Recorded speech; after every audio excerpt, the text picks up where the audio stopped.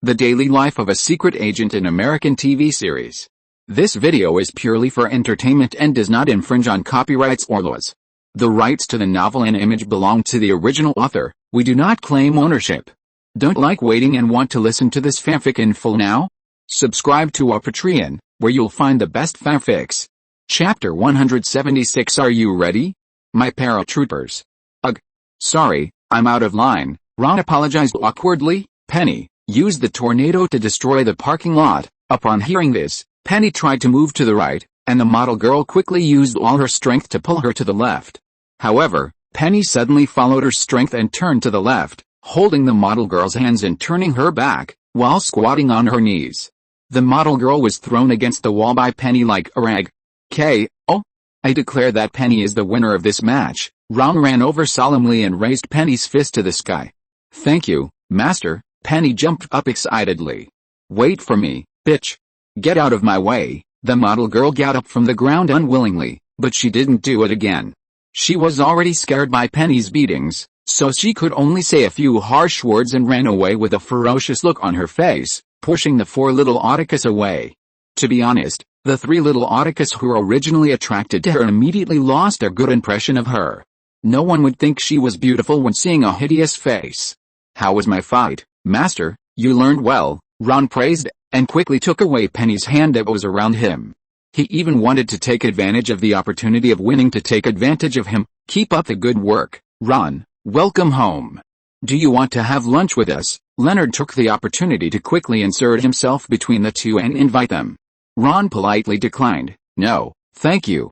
Actually, although I just came back, I have to go on a business trip again soon. Wait until I come back, okay? Are you going to England again? Ron refused. To be honest, Leonard was relieved because he saw that Penny was trying to seduce Ron again. No, this time it's Spain. Half an hour later, at the private airport in Los Angeles, the four fighters, Ron, Arthur, Hank, and Carl, all arrived. This time, we will face the most brutal terrorists in the world. I received intelligence last night that these bastards are planning to rob a military base in Spain. Ron stood in front of the plane and began to lecture. Are they crazy? Carl sneered. They are not crazy, it's Hobbs who is crazy. Ron smiled helplessly. This idiot actually thought the news was true and planned to move the things guarded by the military base out. Originally, if the things were still in the military base, even if that madman Owen really wanted to take this thing, the military base would make him suffer. But when the things left the military base and started to move, I have to say it was like a moving target. Anyone could have the chance to take a bite. This can be said to be the stupidest idea I have seen this year, no doubt about it. I judge that Owen will definitely attack the transportation team during the afternoon's transportation, so we must set off immediately. Don't worry, I have entrusted someone to apply for the route. This plane will take us directly to the suburbs of Los Angeles and drop us off. Are you ready? My paratroopers. Excuse me, sir, is Hobbs a fool? Hank also knew Hobbs, but he had never had a good impression of this boss who only knew how to use brute force and had no brains. I think he is, Ron nodded, but because of the order of a boss who doesn't want to be named, I have to clean up this idiot's ass. So let's go, guys, let's go to Europe and kick Owen's ass. Go kick Owen's ass. Arthur and Hank, two old hands, naturally didn't like Ron's pre-war football mobilization that he learned from old George, but Carl shouted very supportively. As expected, idiots and children are the easiest to deceive, and Carl happened to be both. Then, get on the plane now. Ron waved his hand and was the first to board the plane. In Spain, on the Zayao highway not far from the military base, Owen really attacked the transport team as Ron expected, and the method was the most familiar car robbery by Toretto. First, the first car sent people from the back of the transport truck to the roof, and then directly fired at the cab with an assault rifle from the roof, killing the two officers escorting the supplies and directly taking control of the car. Bang! A hideous steel behemoth roared out of the truck cargo hold. Guys, we need to come up with another plan. Taj was stunned and quickly picked up the intercom to inform his companions. They got a tank. Sorry, I think I heard someone say the word tank just now. Right, Roman repeated in disbelief. Boom, the tank's main gun fired, and the shell almost brushed Roman's car and fell behind him, scaring him to ask for help. It's really a tank. Do we have a plan B? How can plan B be enough? We also need plan C, plan D, And Plan E, the alphabet is almost running out. Taj was excited and incoherent. Let's do our best and adapt to the situation, O'Connor comforted. Just at this moment, a C-27 military transport plane flew across the sky, and two black objects were dropped by the plane. Looking closely, they turned out to be two cars. Oh my God. Don't tell me this is also Owen's reinforcement. If it is, I will go home immediately, Roman said, swearing on the intercom. However, Toretto, who was also attracted by the plane, smiled. No, it's Yago-jun who has arrived, it's Ron who has come. One of the two cars was the Chevrolet Camaro that Toretto had modified for Ron. Taji, please answer if you hear me, Ron's voice came from the intercom. Taji quickly replied, I heard it, find a way to evacuate all the passers-by. From now on, this will be a battlefield, Taji immediately echoed, did you hear that? On both sides of the road, use your cars to evacuate the passers-by. Warnings sounded on both sides of the road and on the public channels of all radios in the area. Toretto and O'Connor's cars also blocked both ends of the road. The vehicles that were still on the road dispersed, and the pedestrians who did not have time to disperse also abandoned their cars and fled, because the radio promised to compensate for their losses. The two cars that fell from the sky opened large umbrellas in the air and soon finally landed on the ground. What the hell is that? Kill him. Owen felt something was wrong and quickly ordered his men to turn the turret, but before that, Hank had already aimed at the tank with a rocket launcher. Swish! The rocket almost hit the tank with a long tail flame, but when it was about to fly over the tank, it strangely made an arc and attached to the tank, making a sizzling sound. The men reported in panic, Boss, our fire control system has failed. Chapter 177 Owen's Threat. Electromagnetic interference bombs, the latest product of the California Institute of Technology, have been bought by Lockheed Martin, but it did not prevent Ron from making an experimental product through Howard, and the effect seems to be quite good. Then switch to the manual system quickly, Owen yelled, and his men immediately did it, but it was still a step too late. Hank over there had already thrown the empty rocket launcher aside, and instead pulled out a big gun that was almost a head taller than a man from the car body and placed it on the top. It was the Anzio sniper rifle that was originally intended to be used in the Battle of Brazil. Hank was worthy of being an elite sniper in the army. His aiming speed was countless times faster than the gunner in the tank. Bang! The first shot hit the tank track accurately, and one side of the tank track broke, turning it into an iron coffin that could only spin in place. Bang! With the second shot, Hank directly shot out the observation mirror on the turret, directly blinding the gunner, but with the angle of the pre-aiming just now, the gunner still fired a shell. Boom! The result was obvious. The shell was as far off as it could go. It exploded more than 10 meters away from Hank, and Hank was not even hurt. On the other side, Arthur took a motorcycle directly from the back seat of the pickup truck and drove the motorcycle towards the tank as soon as Hank fired the first shot. When the tank gunfire stopped, Arthur's motorcycle brushed past the other side of the tank and stuffed the C4 bomb into the track on the other side. Drip, drip, drip, boom. The track on the other side of the tank was also blown off, and the tank completely lost its ability to move. Ron, Letty is still in the tank. Seeing Ron raise the RPG rocket launcher and moved to the rear part of the tank's armor, where the armor was weakest, he hurriedly reminded him loudly. Whether Owen and his gang lived or died had nothing to do with him, but Letty was still with him. Ron frowned. This was a bit troublesome. He originally wanted to use rockets to send the entire tank directly into the sky, but if Letty was also inside, Owen nervously pointed his pistol at the hatch on the roof of the tank. He could only fire as soon as it opened. Having dealt with Ron before, he knew that Ron would never shoot if he could throw a grenade, so he had to shoot at the first opportunity. As for Letty at hand, in Owen's opinion, at most she would be of some use to Toretto. In the intelligence he collected, there was no information that Letty and Ron had any intersection. But before the door opened as expected, a harsh sound wave came from all directions. Owen felt a sharp pain in his head and then he lost consciousness. Are you sure it's okay? Toretto asked with concern while holding Letty. This is a NATO military base stationed in Spain. Just now, Ron called a nearby fighter jet on duty to fly at an ultra-low altitude on the top of the tank, which immediately made them lose their combat effectiveness and become prisoners. It should be fine, right? Probably. Ron turned around and answered, after all, it's just high-speed flight, not supersonic, and the damage it can cause is very limited. At this moment, he was talking to Giselle about changing jobs. I heard that you have quit your job at the CIA? Where are you going to go next? Do you want to come to our IRS? No, I plan to travel around the world. And my next stop is Tokyo. Giselle declined. But you have to spend money to travel around the world, right? Ron continued to pester her. How about joining the IRS and traveling around the world with a salary? Ron wanted to recruit Giselle no matter what, not only because of her beauty, but also because she was a very professional and capable agent. Unlike Hank and Arthur, the two guys who changed their careers halfway, those two people looked like combatants. Hank was good at sniping and Arthur was good at infiltration, but after being influenced by Ron, their infiltration techniques now became the same school as Ron's. Pure violent infiltration. So he couldn't wait to get a slightly more professional agent. Maybe I can think about it. How many vacation days do you plan to give me every year? 1 month, and it's paid? Ron gestured exaggeratedly. If the mission is not busy, I can even travel at public expense. We are different from the poor department of the FBI. We have so much funding that we can't spend it all. Hobbs, who was pushing Owen out, twitched his mouth. He was from the poor department that Ron mentioned. As Owen's men were pushed in, Letty in Toretto's arms woke up. You don't really think you won, do you? Owen's attitude was extremely arrogant. Ron, we meet again.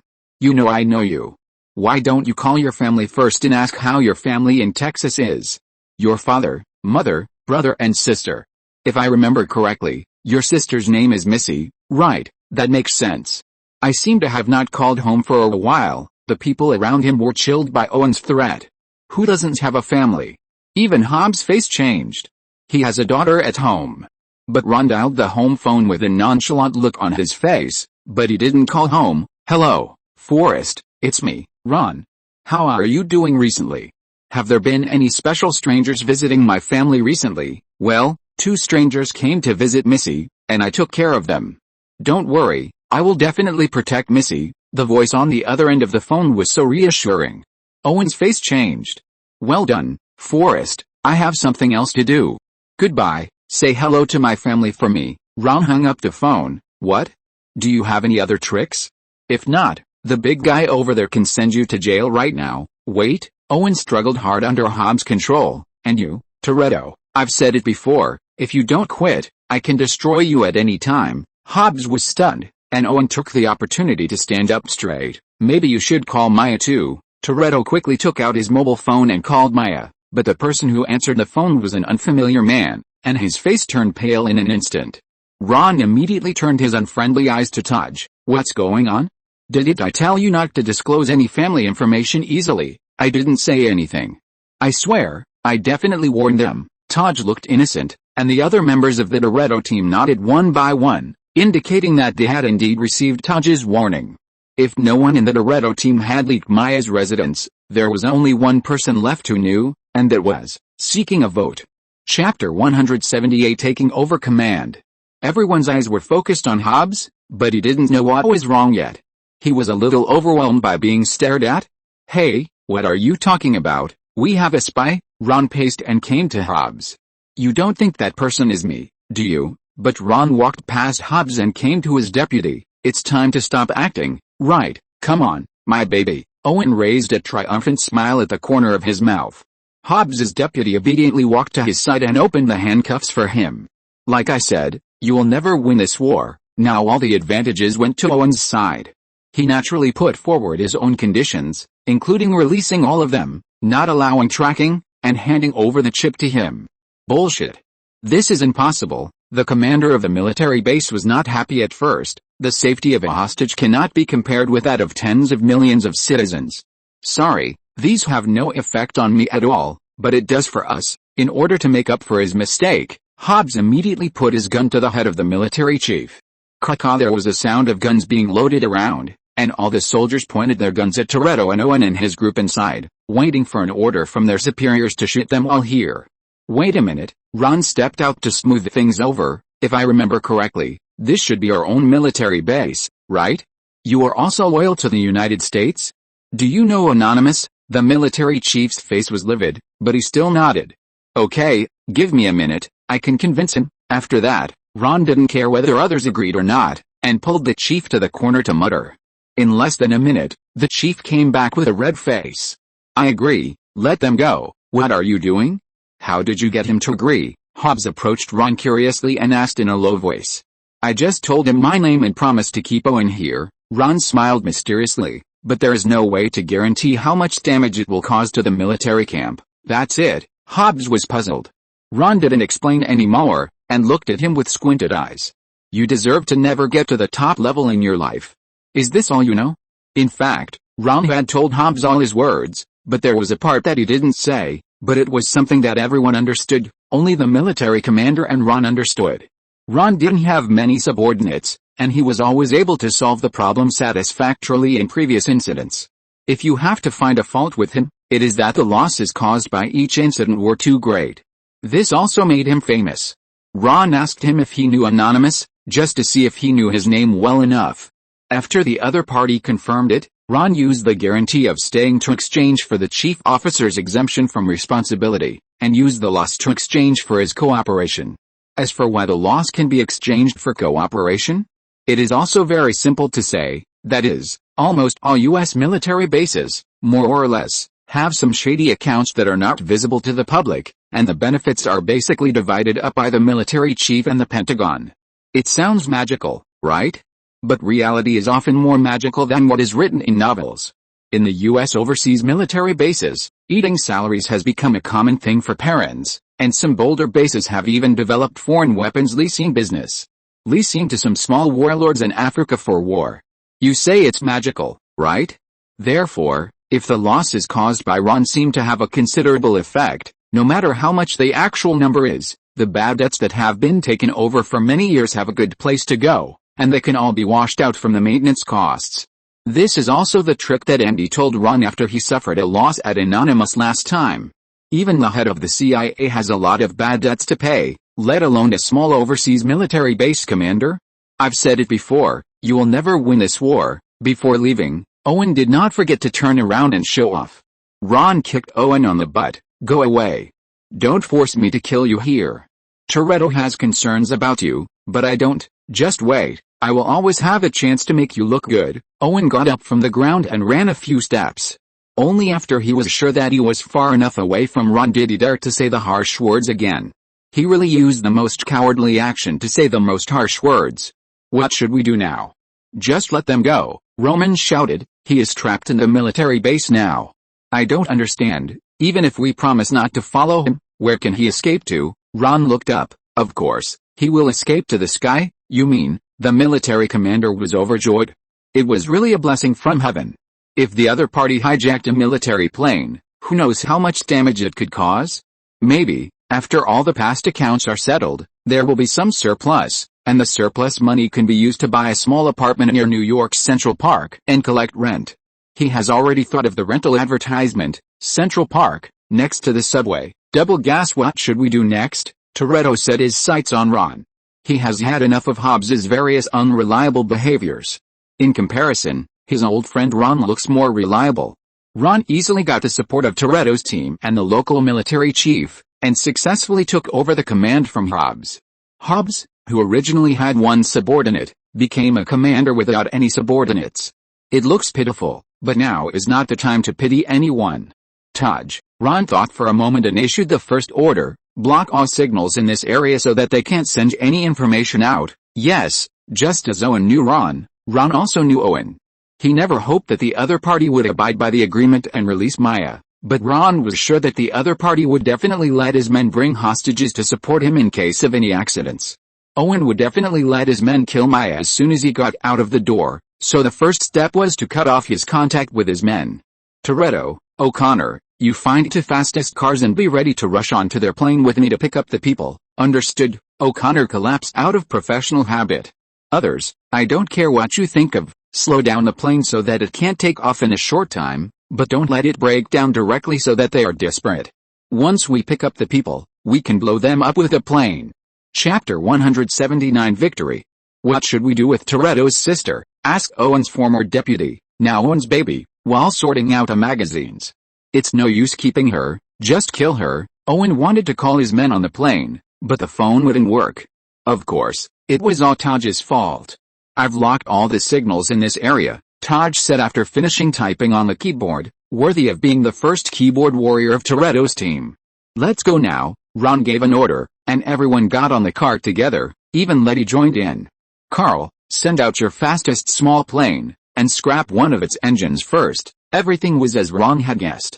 An unidentified plane came from afar and was about to fly over Ron and his men's heads.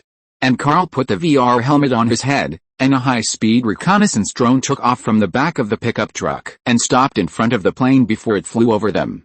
It sounds like a joke that a drone as big as a basketball wants to intercept a large military transport plane, but in fact, even a behemoth like a military transport plane can be handled by a drone as small as a toy.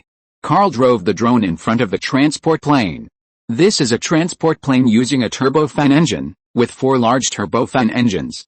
Carl's drone flew directly in front of one of the engines, and then Carl loosened the power rod. The drone that lost power was immediately swept into the turbofan engine, bringing a burst of fire. The plane tilted in the air, but fortunately it was close to landing at this time and was immediately stabilized. Boss, one of our engines seems to be scrapped, the subordinate reported in panic. How about we try another way to escape? No need, we can still fly with one engine less. Owen gritted his teeth. Now he was inside the military base, and the situation did not allow him to make any other choice. He said fiercely, let them open the cabin door. Squeak. The rear door of the cabin opened, and a smile flashed across Owen's lips. Escape was just around the corner. Letty was anxious. If Owen gets on the plane, your sister will definitely die. I won't let him escape, Toretto said. He stepped on the accelerator to the bottom and started speeding. At the moment Owen's car rushed into the plane, Toretto's car also rushed in. Ron followed closely and entered the plane third. Arthur, the people outside are left to you and Hank. I don't want to see any casualties among our own people. Understand? Understood, Arthur responded on the intercom, and immediately turned the steering wheel sharply, knocking the car of Owen's men next to him to one side. What are you waiting for? Now, kill him. You don't need to command me, Hank complained dissatisfiedly, but still stretched out his body from the skylight on the roof, and came out with him with an RPG tube. Go to hell. Bastard. Whoosh. The rocket smashed the car window and hit the driver's cabin. Boom. The car exploded at close range, and the fragments almost scratched Hank's beer belly. The airwave blew him so hard that he could hardly open his eyes, but an inexplicable sense of pleasure rose in his heart. No wonder the boss likes to play with heavy firepower so much. Does the explosion feel so good? A door to a new world was open to Hank. Giselle and O'Connor were professional agents, and with Roman and Hobbs, it was easy for the 4 of them to take down a car. On the other side, Owen, who had just rushed onto the plane, was about to kill Maya and Toretto's ex-girlfriend, who were no longer useful. Crack. Toretto's car had already rushed onto the plane, and Owen quickly dodged to the side. Ron's car followed closely behind, but Owen's new baby was not so lucky. It was directly hit by Ron's car and hit the box behind it, and it continued to roll forward. Goodbye. I hate people who are traitors the most. Ron quickly drew his gun and shot her dead with one shot. Even women are no exception. Compared to Ron, Toretto was much more agitated. As soon as he got off the car, he took out a shotgun and shot Owen several times. Unfortunately, his shooting skills were not good, and Owen dodged every bullet with his coquettish movement. You should really practice your shooting skills when you have time, Ron complained in his busy schedule. Toretto ignored him and chased after Owen just now. Just as Toretto opened his mouth, a huge figure suddenly flashed out from behind the box and pounced on Ron. The huge body, like a dark cloud, enveloped Ron's entire body. Ron could almost see the vegetable leaves stuck on the teeth of the hideous fat face that was getting closer and closer. But unlike the panic that the strong man expected to appear on Ron's face only showed disgust for people who didn't brush their teeth properly after eating, and the accompanying sideways turn. Ron turned sideways, pushed off the ground with his feet, his waist led his legs, and his legs led his feet. The instep that had just pushed off the ground was tightly collapsed. Just when the strong man was still flying in the air, Ron shot with all his strength and hit the target. Crack. Ron seemed to hear the sound of eggs breaking, and the flying strong man was hit and fell straight to the ground. His face instantly lost its color, but Ron still had no intention of letting him go. A heavy kick fell from the sky again, stepping on the strong man's face that was raised high because of the pain. Bang! The strong man's head landed on the ground. The man was not dead, but he was almost dead, and he almost lost his combat effectiveness. "Tisk, you're playing sneak attack on me." Ron spit a mouthful of saliva on the strong man's face, and his fierce eyes swept around the cabin, looking for the next opponent. At the same time, he couldn't help thinking in his heart, if he had this footwork in his previous life, if he joined the national football team, maybe he could lead the team to qualify and rush into the World Cup. I have to say that Ron really thought too much. Boom, there was an explosion, and the plane shook violently again. Carl knocked out another engine. At this point, the transport plane with 4 engines had only 2 usable engines left. Although it seemed to be seriously damaged, it could barely continue to fly. "Take off. Hurry up," the blonde woman urged through the closed-circuit telephone in the cabin, but before she could finish her words, a cold tube was pushed into her mouth while she opened her mouth. "If you don't want me to accidentally fire, you'd better hold it tightly in your mouth, otherwise I can make your head explode with just a trembling hand." Believe it or not, Ron's cold voice came, and the woman nodded frantically.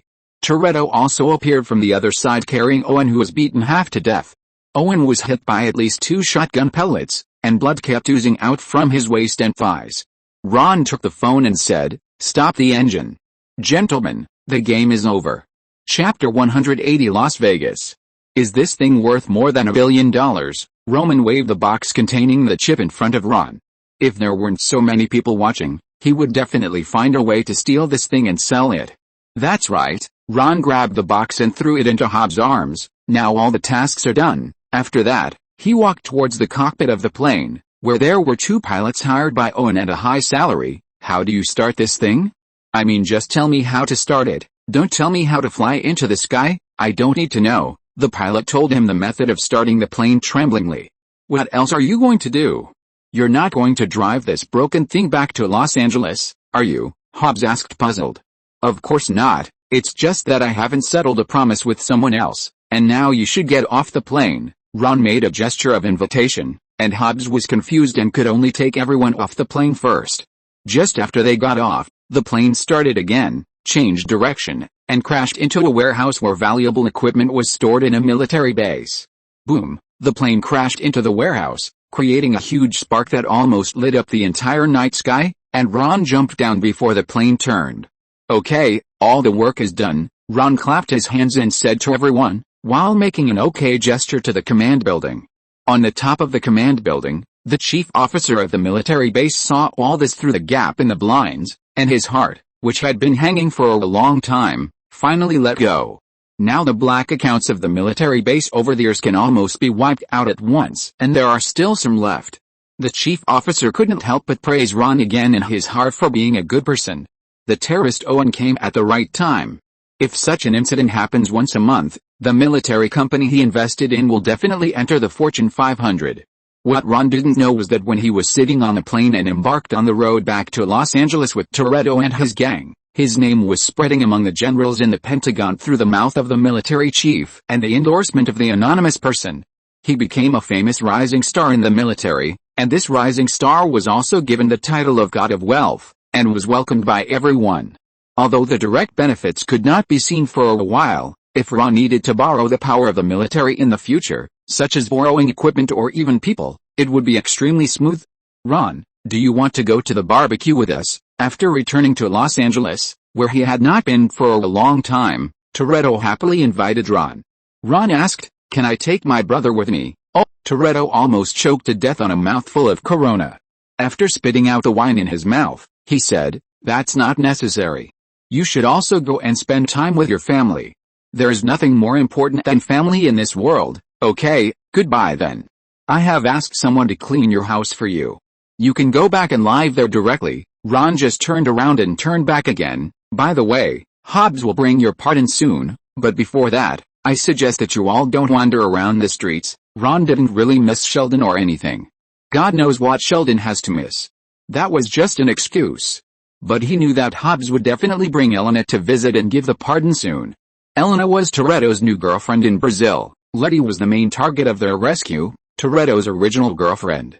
Ron was too lazy to watch the scene of the 2 women bumping into each other. His own romantic debts were enough to make him anxious, so he didn't want to see Toretto's troubles make him upset. In the apartment, Howard, who was having dinner, received a call from his new partner Leslie. He turned the caller ID around to show off and answered the call. Call mutual benefit friends. Please press 1 for XX phone number, and press 2 for an immediate appointment with X. Sheldon was puzzled and asked, "What is a mutual benefit friend?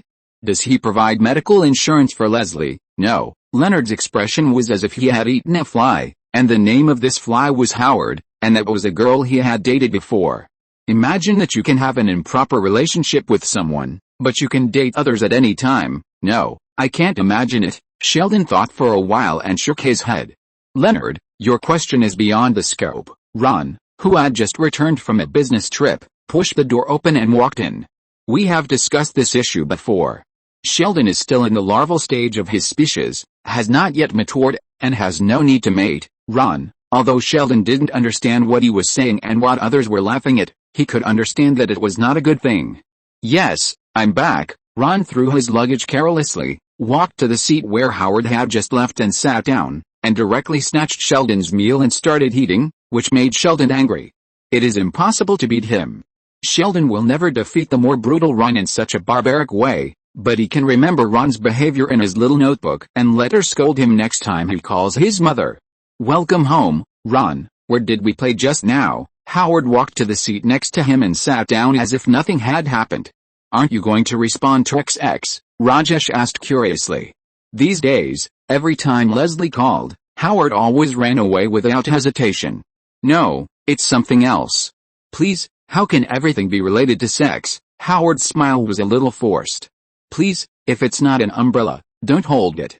Aren't you tired? Ron exposed mercilessly. She dumped me. The Jewish guy pounced on Ron but missed, and fell on the sofa and started crying. Ron looked at Howard with disdain, whose face was covered with tears and nose, and couldn't help but persuade him. Leslie? Is she the four-eyed girl in your laboratory? I seem to have seen her in your laboratory before. She has been rubbing against me. Frankly speaking, I don't find it strange that she is fickle. I don't understand. If there is no emotion, why does Howard have such a big emotional fluctuation? Sheldon asked. Oh my God, I saw her ass. How could there be no emotion? Howard roared in an emotional breakdown. Ron pouted, a little otaku. That's all he can do. You need to divert your attention. Leonard began to think of a solution. How about going to a comic book store together? Or go to a movie? I don't want to go anywhere. Howard sat down on the sofa. Did you know? There are some specially designed cities in Nevada that can help people like Howard forget their troubles and replace them with new troubles, such as gambling, alcoholism, and sexually transmitted diseases. You mean Las Vegas? Ron nodded. It's indeed a good idea, but I can't believe that you came up with this good place. Chapter 181 The Dynasty. Vegas? I haven't been there yet, have you? Me neither. I can't believe you haven't been there. It's heaven for men, of course, provided you have money. It should be nice. Anyway, the weekend is free now. Howard started sobbing again when he said this. Leonard could only throw the banknotes to him and let him cry his heart out. Let's do it this way. Let's go to Las Vegas. Leonard made the final decision. Everyone does what they want. Now go back and pack your bags. We are also an improvisational group. What do you think, Howard? Does this make you feel better? Ron turned his inquiring eyes to Howard, but he just spread his hands and laughed in his tears. Then let's go to Las Vegas, baby. Rajesh knew that Howard also had a very difficult mother. Then how are you going to tell your mother? The oceanarium. Baby Sheldon, do you want to come with us? Leonard came out after changing his clothes and found Sheldon still sitting on the sofa eating slowly, without any intention of preparing. Leonard, Ron spread his hands. He would rather flies lay eggs in his ears than go with us. Sheldon's eyes widened. Leonard, okay, I'll bring you a t-shirt. Ron, and you? Don't you want to come with us? Are you kidding? Las Vegas? I'll definitely go. I haven't had a good rest for a long time. Ron nodded as a matter of course. After experiencing so many exciting things, it's time for him to relax. The Pentagon in Arlington, Washington, D.C., on the Potomac River in the southwest of the District of Columbia, is the headquarters of the U.S. Department of Defense, the highest military command agency in the United States. At this moment, in the conference room with the highest level of confidentiality, the leader of the CIA, an old man known as Mr. Anonymous, was reporting recent intelligence to several high-ranking generals and gave up the center position. In the most central position of the conference room, There was a TV set placed very strangely, and what was even more bizarre was that the TV set was actually playing a TV series from China. This is a TV series that the higher-ups want you to watch, and they want you to write a review. Gentlemen, on the TV, a handsome middle-aged man in yellow clothes, who should be called the emperor over there, was seen looking at the ministers below with great momentum. Whatever the person on TV said, Mr. Anonymous would translate it. There are 5 grand secretaries in the current dynasty, and I have to dismiss 4 of them. Of the 6 ministers, I have to dismiss 3. Look at these 7 people. Which one of them is not gray-haired? Which one is not a pillar of the court? Which one is not my son or daughter? They are rotten, and my heart is broken. My ancestors handed the country to me, but it has become like this. I am deeply distressed. I have sinned against the country, my ancestors, and the world. I wish I could dismiss myself. The generals began to mutter in their hearts. What does this mean? If you don't want to do it, can't you just hand in a letter of resignation and leave? Is it necessary to do this? And you, although you all stand on the dry shore with high-sounding words, are you so clean? I know that some of you are more corrupt than these 7 people. I advise you to turn out your hearts, lungs and intestines, dry them in the sun, wash them, and tidy them up. When I first succeeded to the throne, I thought the biggest enemy of the court was a boy. After I killed a boy, I thought the biggest enemy was Wu Sangui. After I defeated Wu Sangui, I now know more and more clearly that the biggest worry of the big gun is not outside, but in the court. The emperor's voice was stern, and the anonymous person imitated the tone very well, but in return he got the sneers of the generals. They saw that he was still talking about the corruption of all overseas military bases some time ago. The reason was that someone suddenly had a whim and checked the accounts of the U.S. military's overseas military bases. The result can be imagined that except for the base under Luke's jurisdiction, no one was spared. Of course, Luke was not clean either, but who made him happen to run into Ron making trouble in his territory? An explosion made all the old accounts disappear, and he became the only lucky one? At this point, Ron's name once again came to the minds of the generals. If we are a little rotten here, the Qing dynasty will be rotten. If you are all rotten, all parts of the Qing dynasty will rise up and let us die without a burial place. This is alarmist. As long as they keep creating racial and gender confrontations, they will fight each other. How can they bother to trouble the high-level officials of the United States? Isn't this how the United States has achieved stability in recent years? And the high-level officials continue to be good to each other, deceive the superiors and the subordinates together to put the military funds into their pockets. Isn't it good? Must you say it so bluntly? Now, it's time to find the next suitable spokesperson, but before that, it is also necessary to find a way to clear up the old accounts. So, everyone thought of the agent who helped Luke, the lucky one, to clean up Ron. Anonymous read the general's thoughts from their eyes, nodded in understanding, and decided to give all such large-scale tasks to Ron in the future. Unknowingly, Ron has become a big figure in the U.S. military, but he is unaware of it now, because he has come to one of the most famous hotels in Las Vegas with 3 otaku scientists. Caesar's Palace Hotel, a hotel with casinos, shows and restaurants. In order to save money, the 3 scientists did not plan to come to such a luxurious place, but after Ron said I'll treat, they immediately changed their minds.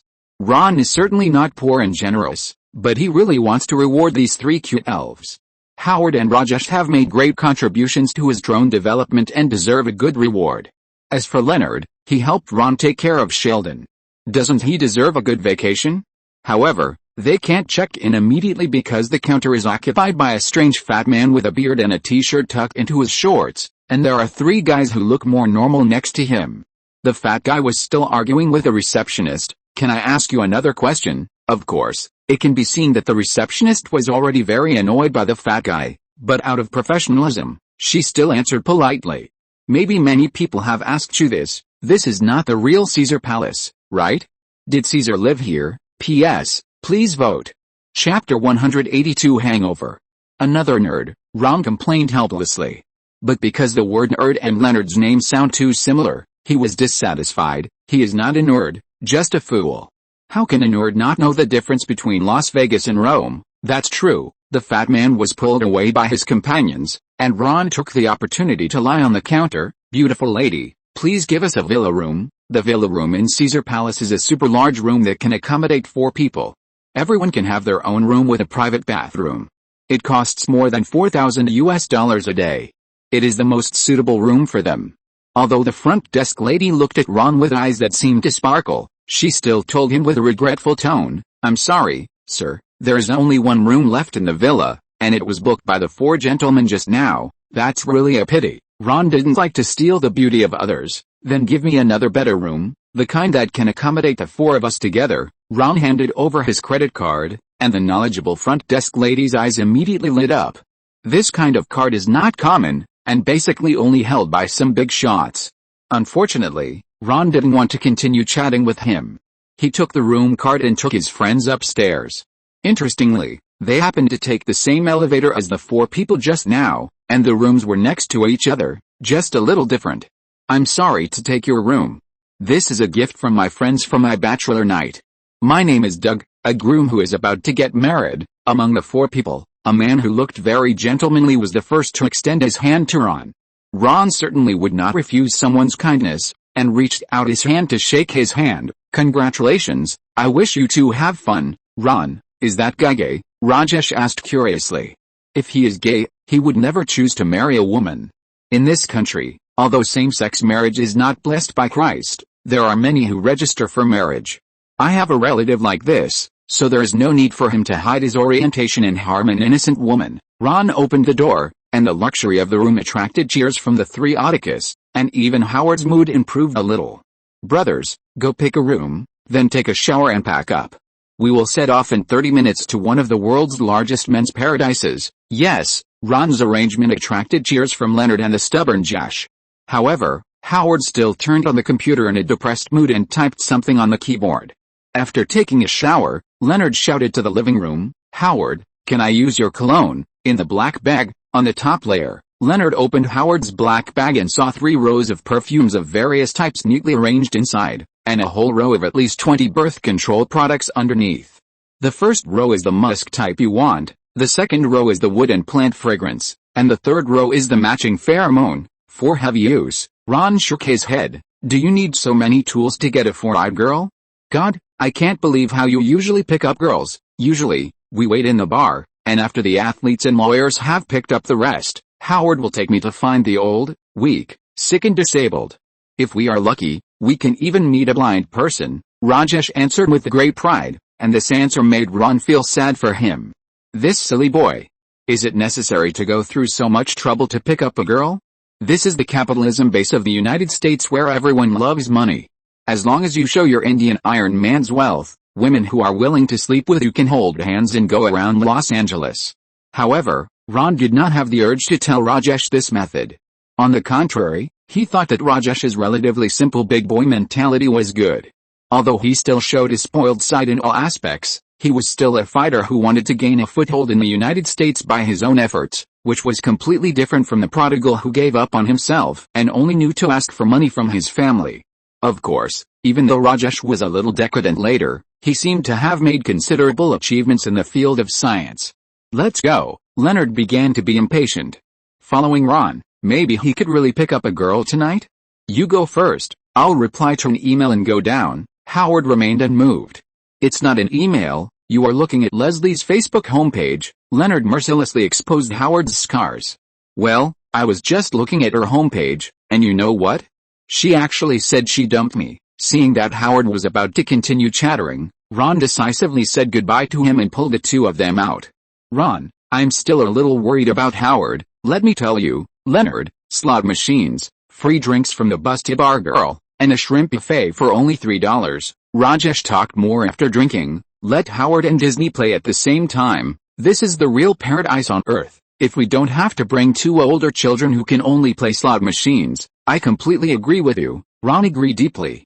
"Or maybe we can play something else." "No, slot machines are enough. Playing anything else is just giving money to the casino." Ron sighed regretfully. "Unless you have Sheldon's super memory and calculation ability, then I can make a small profit like the younger brother in Rain Man." Rajesh was unconvinced and said, "Hey, we are also scientists, why can't we do it? Do you really have to tell me?" Ron spread his hands. "This is Las Vegas, no boss is a real fool. They will use 4 decks of cards at the same time and then shuffle them in random order. Even if they have an average IQ, it will make people dizzy. Don't think Ron hasn't tried it. His brain is pretty good among ordinary people, but he can only be sure of counting cards with a 5% chance, which is no different from having no chance in a casino. Leonard, the good guy, still worried about his companions. Hey, guys, we're having fun here. What about Howard? Are we just going to leave him alone in the room? In fact, it's very simple to solve this problem. Ron took a sip of wine and happened to see a small note under the glass with a phone number on it. The busty girl holding the wine waved at him seductively. Oh, my damn good looks, what do you mean? Leonard asked quickly. Just find him another woman. How is that possible? Rajesh widened his eyes. He can't even find a girl in college, let alone this is Las Vegas. If you're listening to this novel on a channel other than Fanfic World, it means they downloaded and uploaded it without effort. We cordially invite you to visit our channel, Mundo Fanfic Novelis. There you'll find the original version of this story and you can explore many other novels of various genres. We're waiting for you to immerse yourself in a world of incredible novels. Chapter 183, Ron Out of Control. Yes, you also said that this is Las Vegas. Everything is possible. There are many people who are willing to sell their souls to the devil for money, not to mention the body. Rajesh has already started to drool. In other words, do we have a chance to get lucky tonight? What if we find a girl? Do we have to go back to the room? Leonard, obviously, Rajesh only heard the first half of Ron's sentence everything is possible, and did not hear the part about being willing to sell his soul to the devil for money. Although if he used money, he might be the most handsome guy in the audience. Well, if I'm lucky, I'll take her to my castle outside Gotham City to spend the night. If you're lucky, I'll sleep on the moon. Ron and Leonard high-fived in the air to celebrate their ridicule of Rajesh again. Fortunately, Leonard has been relatively rational so far. If these two people go crazy, Ron doesn't know what to do. Hi, what's your name, brown cutie? A beautiful woman in a deep V dress came up to Rajesh and took the initiative to say hello. The child was so scared that he took a big sip of cocktail before he dared to talk to her. Hello, Rajesh Ramayana Q Sapari, I am happy to serve you. Ron was a little surprised. It was the first time he knew that the middle surname of the usually inconspicuous Rajesh was Ramayana. This name is not something that everyone can call in India. You should know that the first holy book of Hinduism is also called Ramayana. From this, it can be inferred that the caste of Raj is actually the first-level Brahmin. This is an unexpected little discovery. Hello, Rajesh Luo. Obviously, the pronunciation of Ramayana is not an ordinary difficulty for women, so she can only change her words. Hi, Rajesh, I am Michaela. Do you want to come to a small party? Of course. I love parties the most. Rajesh was very happy. Ron covered his face in embarrassment. This unlucky child really left with a flirt? Why isn't he a kidnapper? Just find a woman to give some money, let her help kidnap Rajesh, and then ask his parents for a ransom. What a shit job for the rest of my life. Rajesh, can I talk to you? Ron was too lazy to care, but Leonard kindly called out to him out of obligation as a good friend. I'm afraid I can't do that now, Leonard. Michaela is asking me to go to a party. Rajesh's face was full of the pride of a successful person. Also, you'd better call the moon to confirm if there are any extra beds. Rajesh, I'm afraid you really need to listen. Ron pulled Rajesh over. Rajesh, listen, I can guarantee that she must be a special professional. XX. Rajesh shouted out the word in disbelief. Impossible. Okay, then let me put it another way. Leonard took over. How many times in your life will a beautiful woman approach you as soon as you enter a bar? And ask if you want to join the party? Maybe I can influence her. Rajesh looked sacred, and Ron was speechless. This guy is simply amazing. Is this really a common problem for all men in the world? Persuading XX to become a good woman? Persuading decent women to go into the adult industry? Maybe, but I have to remind you that the market in Las Vegas is about $500 an hour. I think it's more cost-effective for you to go back to Los Angeles. You know, there are always some girls in Hollywood who have dreams of becoming stars, but they may not even be able to pay the rent for the next day. In order to continue pursuing their dreams, they will do a lot of crazy things. It must be said that Ron's persuasion was very effective, accurately hitting the soft spot of Indians who like to be thrifty. Rajesh walked to the woman and put his palms together. Nice to meet you. I wish you a brighter and better future. Ding! Just as Leonard was about to sit back next to the slot machine, his phone lit up again. This time, he set up a special attention for Howard on Facebook. Oh my God, Ron, Howard seems to be dying. He just updated his status on Facebook. I am at the bottom of the black hole, staring into the abyss of despair. My life is meaningless and my future is bleak. What do you think? It doesn't sound rhyming at all. It seems that he has no talent for rap. Ron shrugged. Seriously, what should we do? As friends, we should help him. Well, the answer you want is over there. Ron signaled him with his eyes. Leonard followed Ron's eyes and looked at the woman who had just left. The best way to heal the wound caused by a woman is of course to use a woman, and a beautiful partner is definitely a good medicine to heal all heartbreaks. Yes, look at that girl just now, she is definitely Howard's favorite type. Rajesh was overjoyed, staring at the woman's hips swaying as she left with shining eyes. If you give him money and ask him for help, Howard will definitely cheer up. No, Howard doesn't need to find XX to get comfort. Leonard refused decisively. Howard's status was updated again, and Rajesh took the phone and read it. I'm so lonely. I am lonely in my life. Okay, this time it's Nana's lyrics again. Are you sure you don't want to do something, good friend? Ron rolled his eyes helplessly. If I go and ask her to quote a price now, I shouldn't be beaten, right? Come on, warriors. Ron touched his glass with his and drank it all. Then Leonard took an unstoppable step, and then dragged Rajesh to chase after him. Sir, do you need a refill for you? A beautiful female voice like a nightingale sounded in Ron's ears. Of course, thank you. Ron handed over the glass as a matter of course, and suddenly found that the voice was pleasant and had a special sense of familiarity. Ron turned his head suddenly, and the familiar smile surprised him. Peggy, why is it you? Why are you here? Of course I came here to work. The salary here is slightly higher than in Texas, so isn't it natural to come here to earn some extra money? Peggy poured wine for Ron and winked mischievously. Also, my car is out of gas. I heard there is a gas station here with very good oil. Ron was immediately terrified by this almost teasing remark. He stared at the wine in his glass, but didn't dare to drink it. Wait, you are not going to drug me again this time? I think it's really unnecessary. A Saint CI will not fall for the same trip twice. Ron began to regain the vigilance of an agent, and at the same time secretly swore in his heart that he would never drink or eat anything Peggy gave him this time. Drug? Haha, Peggy chuckled. Do you think you have a chance to defend yourself? If I really want to deal with you, it would have been better if Peggy didn't say anything. As soon as she finished speaking, Ron felt his head spinning, accompanied by a strong sense of excitement, as if a fire was lit in his body, and then the whole world was burned into a beautiful summer. Even Peggy's already good face became more colorful and attractive. OMG. What did you put in my wine? Ron asked in a low voice. Fortunately, he still retained all his rationality and did not expose Peggy's identity. It doesn't matter if Peggy teases him. Anyway, he will be the one who gets the advantage in the end. However, if Peggy's true ability is known to others, many intelligence organizations will definitely target her fat piece of meat. At that time, unless they immigrate to Mars, it will be difficult for Ron to keep her safe. If I really waited until now to put drugs in your wine, it would be too deliberate. Peggy leaned over and said in Ron's ear. In the eyes of outsiders, this action looked more like flirting. I added a slow-acting drug directly to the air conditioner in your car. The effect is probably similar to that of roof film, also known as flying soul. Wait, in the air conditioner? In that case, doesn't it mean that the three guys are also infected? Ron was shocked. This woman is really getting more and more out of control. Peggy licked her lips. Don't worry, I will put them all in the closet later and won't let them ruin our good deeds. Ron felt that reason was getting farther and farther away from him. All kinds of crazy thoughts kept turning in his mind, but his mind was getting closer and closer to a blank. Leonard and Rajesh next to him also showed similar symptoms.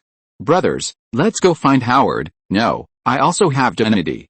I won't let you succeed this time no matter what I say. Ron tried his best and walked towards the elevator. But just when they walked to the elevator, ding, the elevator door opened, and 5 guys who looked equally crazy came down. One of them even said to him, "Hey, friend, I remember you. Are you coming to our bachelor party?" Ron wanted to object rationally, but for some reason, the words turned into yes. As soon as the words came out, his sophisticated brain completely froze, and then Ron's mind went blank. The next day, the sun came as promised, and once again brought the Glory Hotel to a city like Las Vegas. Unrecognizable ceiling. This was Ron's first impression after opening his eyes. Because the sunlight was too dazzling, He immediately covered his eyes with his hands, but after letting go and confirming it again, he was very sure that this was definitely not his room. The room was a mess, with clothes, empty bottles, and leftover food thrown everywhere, and even the TV was pierced by a sword from nowhere. Woof woof, Ron even heard a dog barking. It sounded like it was in the bedroom, and there was more than one. So, what happened last night? Ron turned his head and saw Leonard lying next to him. Oh my god, the drug Peggy gave him yesterday had some aphrodisiac ingredients. Ron quickly got up and felt around. Fortunately, his clothes were all intact. Leonard, wake up, Ron pushed him. Ron, good morning. Leonard stretched his body and only shouted in horror when he opened his eyes and saw everything around him. Wait, where are we? Damn it, how should I know? It's not our room anyway. Ron got out of bed and kicked the head of the David statue away. Its body was not far from the bed, next to the statue of Venus with broken arms leaning against its crotch in a strange position. Oh my god, has this place been bombed? Leonard grabbed his hair in disbelief. Where's Howard? And Rajesh, where are they? There was a sound of footsteps outside, and Leonard rushed out. Howard, is that you? Oh my god, who are you?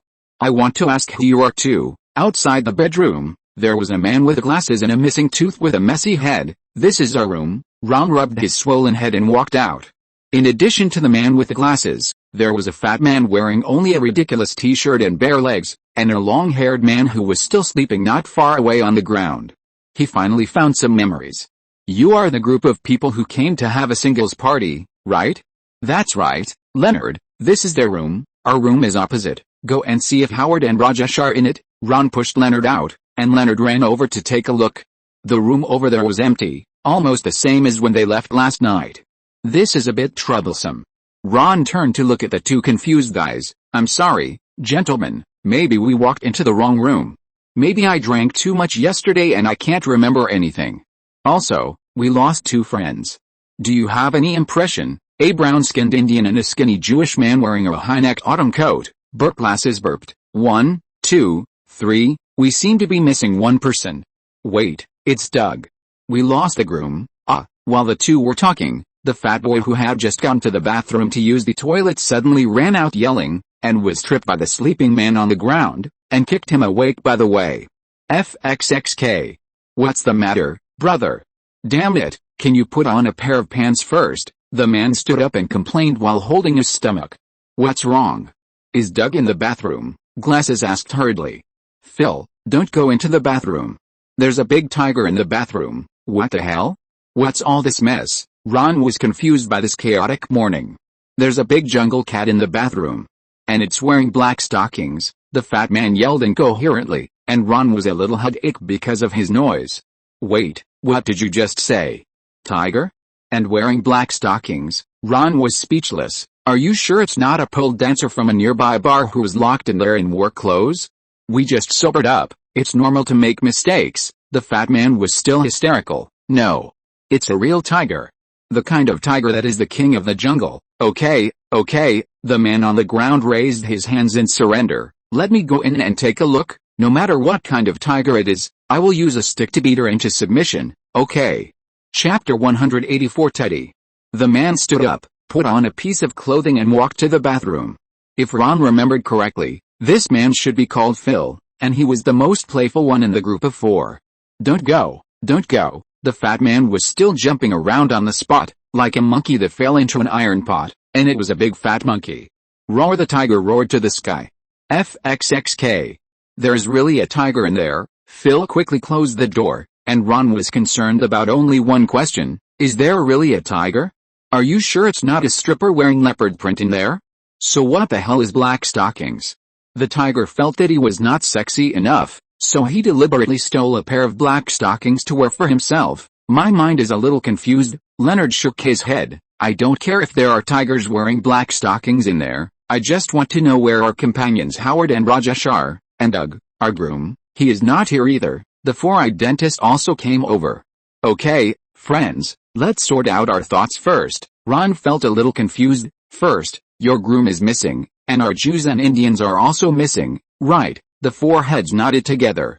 Then we have an extra tiger wearing black silk stockings. No matter who it wears black silk stockings for, it must have worn them. By the way, did anyone hear a dog barking?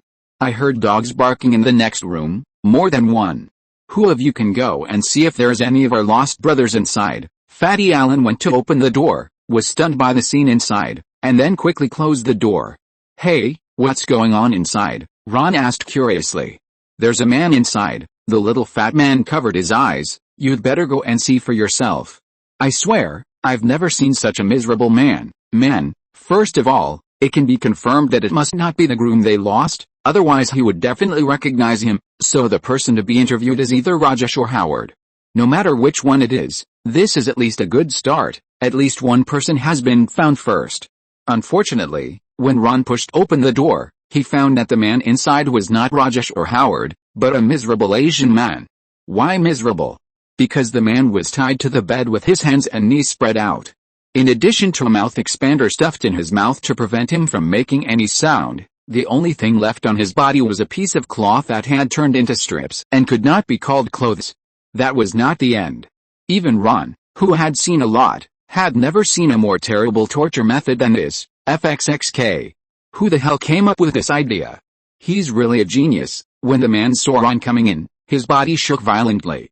The men behind him couldn't bear to look at his miserable state, so Ron could only untie him himself.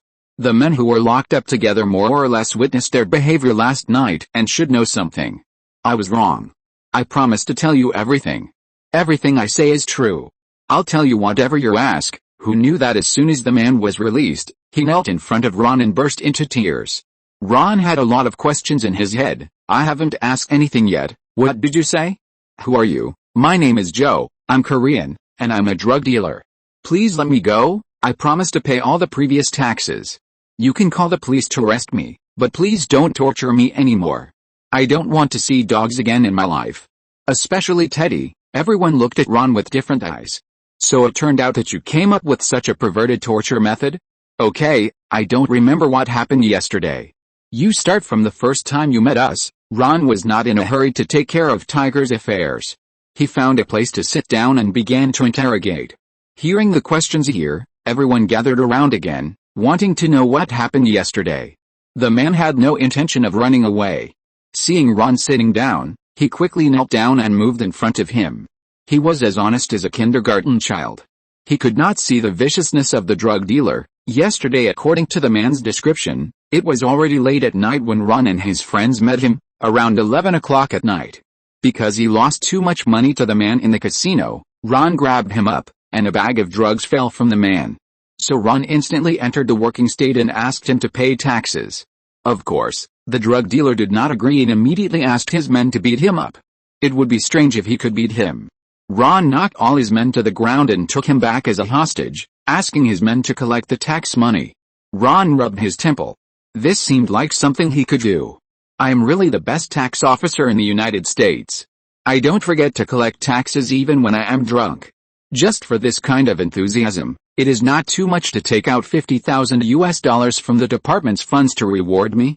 So, how many people were there when you met us last night? Leonard asked. It was you 8. The Asian looked at Ron's face and answered quickly. Then what? Where are they? Phil asked as if he had found a treasure. Then you robbed a pet store, took those teddy bears back and interrogated me. The man looked very aggrieved, but before you fainted, you seemed to go out again, and I seemed to hear the tiger roar. So, the person should have been lost when he went out again? It seems that the clue should still be on the tiger? Ron was annoyed when he didn't get the answer he wanted, and the man shrank his neck in fear. My men will collect the tax money by 8 o'clock in the evening, I promise, not a penny less. Shut up and throw it aside. Ron kicked the drug dealer over angrily, and the fat man over there quickly tied him up. Hey, can you put on a pair of pants first? Ron said helplessly. While speaking, he opened the bathroom door. Roar, meow. For some reason, the tiger that was roaring at the door with such majesty, immediately wailed the moment it saw Ron, and shrank into the corner like a frightened kitten. Ron even wondered if he had just heard a cat's meow. No way? No way? It was clearly a tiger. Ron felt that this morning was becoming more and more absurd. Chapter 185 Tyson's Golden Gradient. Ron, do you think it's a little scared of you? Leonard carefully poked his head out from behind and observed. I noticed it, and I even seemed to hear a cat's meow just now. There must be something wrong with my ears. Ron scratched his ears with his hands. Leonard, I heard it too. It shouldn't be a problem with your ears. To be precise, tigers are large cats, so it's normal for them to meow. Hey, Ron, there seems to be words on his collar. This is a domesticated tiger. If we find his owner and return the tiger, maybe we can find out what happened last night from the owner? Maybe the other people are with the tiger's owner? Ron walked towards the tiger. The tiger first let out a few low growls to warn him, but when Ron really came to the tiger, it immediately became as well behaved as a golden tabby kitten, and even turned its belly out for Ron to rub and play with. But Ron didn't have time to play any kitten tricks now. He saw a name on the tiger's collar, Mike Tyson. So this is Tyson's tiger? Ron vaguely remembered that Tyson seemed to have a mansion near Las Vegas. Just as he was thinking about it, he smelled a foul odor. Ron looked down and saw that it was actually coming from the tiger's pantyhose. He saw that the crotch of the tiger's pantyhose was torn open and stained with some unknown substances that had already scabbed. Damn it. Who is so perverted? In the past, people were scolded as fucked by dogs, which made Ron feel very awesome. Now someone dares to fuck a tiger? To be honest, Ron really wants to see what this bold warrior looks like. Ring ring ring. Ron's cell phone rang. It was Tyson's call. The two had met once before. Although they didn't get along very well, they still left their phone numbers with each other. Ron, Tyson's tone sounded a little weak. Can you give me my tiger back? Your companions are here with me. Are you blackmailing me? Ron bared his teeth. No, Tyson denied hastily. You left them with me yesterday. Have you forgotten? I swear, I definitely took good care of your friends. They were just too tired yesterday and haven't woken up yet. Okay, I'll go over now. Ron paused. By the way, send your golden shaded back. What's the name of the friend I left with you? I don't know, but one of them has brown skin and looks like an Indian. But yesterday. Okay, I'll be there right away. Unable to get any useful information, Ron interrupted his chatter and hung up the phone. Ron, how is it? Leonard asked with concern. There are two people over there. One of them is known to be Rajesh, but I don't know who the other one is. Ron looked at Phil. Do you want to try your luck together? When they went to Tyson's house yesterday, everyone went together. Even if the other one was not the groom they were looking for, there should at least be some other clues. Of course, the three people agreed hastily. An hour later, at Tyson's mansion in the suburbs, Tyson greeted him at the door. Ron, you're finally here. While talking to Ron, his eyes were glancing at the back seat of the car, where his big tiger was. It was funny to say that Ron thought it would take some effort to send the tiger back. Unexpectedly, when Ron went to tie it up, it was so well behaved and cooperated very well. Ron couldn't help but feel a little sorry for it because of its well-trained appearance. Who knows what this tiger has been through? Where are my companions? Ron said straight to the point. This way. Tyson hurriedly led the way to a bedroom, where Rajesh and Howard were sleeping soundly on the bed. That's not Doug, Alan cried regretfully. Where's our Doug? You mean the man who is as thin as a monkey? Tyson suddenly realized. He left with you yesterday, didn't you know? Or I can bring up the surveillance and show it to you, Ron. Then let's take a look. Seeing Tyson's strange face and asking for his opinion, Ron agreed without thinking too much. Everyone came to the theater in the villa, and Tyson played the surveillance of yesterday for them. Ron immediately knew why Tyson looked so strange just now. On the screen, Howard and Rajesh looked crazy, one standing behind a tiger, constantly thrusting his abdomen, looking very wretched, just like Teddy in the morning, as if they were playing some kind of competition. Ron himself stood aside and applauded, and even during the halftime break, he took out 2 pairs of stockings and put them on the 2 tigers, one wearing black stockings and the other white tiger wearing white stockings. Then, Howard and Rajesh immediately pounced on them like crazy, and the surveillance clearly showed that everyone else was there except them. As for why the 2 tigers were so obedient, that was naturally because before this video, Ron's personal show of abusing tigers. He went into the tiger park alone with a metal baseball bat. At the moment when the tiger pounced, he slid under the tiger and hit the tiger's abdomen with a stick. Then he did the same when the other tiger pounced. He beat the 2 tigers so hard that they trembled and let him do whatever he wanted. Now he understood why the tigers were so afraid of him. What kind of thing was this? If this video was uploaded to the internet, regardless of whether it would go viral, animal protection organizations would definitely come to his door first, although it would have no effect on him. The scum of animal protection organizations can only talk, but what they are best at is disgusting people. Tyson, this video. Ron just opened his mouth, and Tyson immediately responded tactfully, I understand, I will delete it right away. There was no domineering aura of a boxing champion at all, and the other three were stunned. What should Ron do? He couldn't say that the same kind of torture he used on the drug dealer this morning was also used when he was looking for the boxing champion to collect taxes? And the ones he used were huskies. God knows how much effort it took him to find so many huskies and prepare enough canine medicines. This is all the hard work of a tax collector. Also, send me this video of them playing games with a tiger, Ron said with a sense of evil. It seems that he has the material for April Fool's Day this year. Ron, X2. Rajesh and Howard finally woke up and walked out. Ron turned around and said, how does the tiger taste? Two warriors, do you want to try a different flavor next time? For example, how about a lion? Chapter 186. Sheldon is going to the North Pole. I swear, my orientation is absolutely normal. I don't have any fetish, Howard swore on the way back to Los Angeles. Really? So you admit that you are gay, right? Leonard drove with a smile on his face. Those two tigers are male tigers. Things in Las Vegas stay in Las Vegas.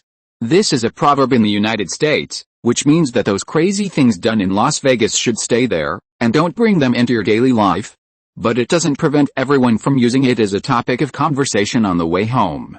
Soon after, Ron found Leonard and Rajesh, the two unlucky guys from Tyson. By comparing the surveillance of Tyson's house with the surveillance of the hotel, he found that the groom disappeared after returning to the hotel with him. If nothing unexpected happened, he should still be in the hotel. With a reminder of the mattress thrown from the roof, they quickly found the lost groom from the rooftop where entry was prohibited.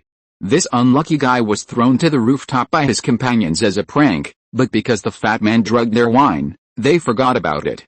Poor groom, his skin was burned red by the sun, like a big lobster. Fortunately, there was still enough time for them to get back to the wedding. Of course, they also sent invitations like Ron and his group, but they were rejected by three scientists with social phobia. Really, they had so much fun last night, and today they sobered up and immediately turned into a good boy. Ron was a little uncomfortable for a while. No, of course I'm not gay.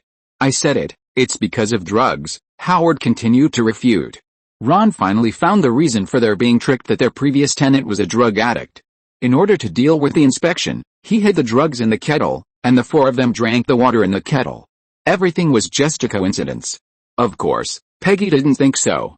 Standing by the window of the staff dormitory, Peggy stomped her feet in anger as she watched Ron leave. Damn you guys, if you weren't in the way, Leonard, did you really plan to pool your money to find a woman for me yesterday? Howard patted the seat in front of him. What did that woman look like? Very beautiful. Rajesh said she was the type you like. Wait?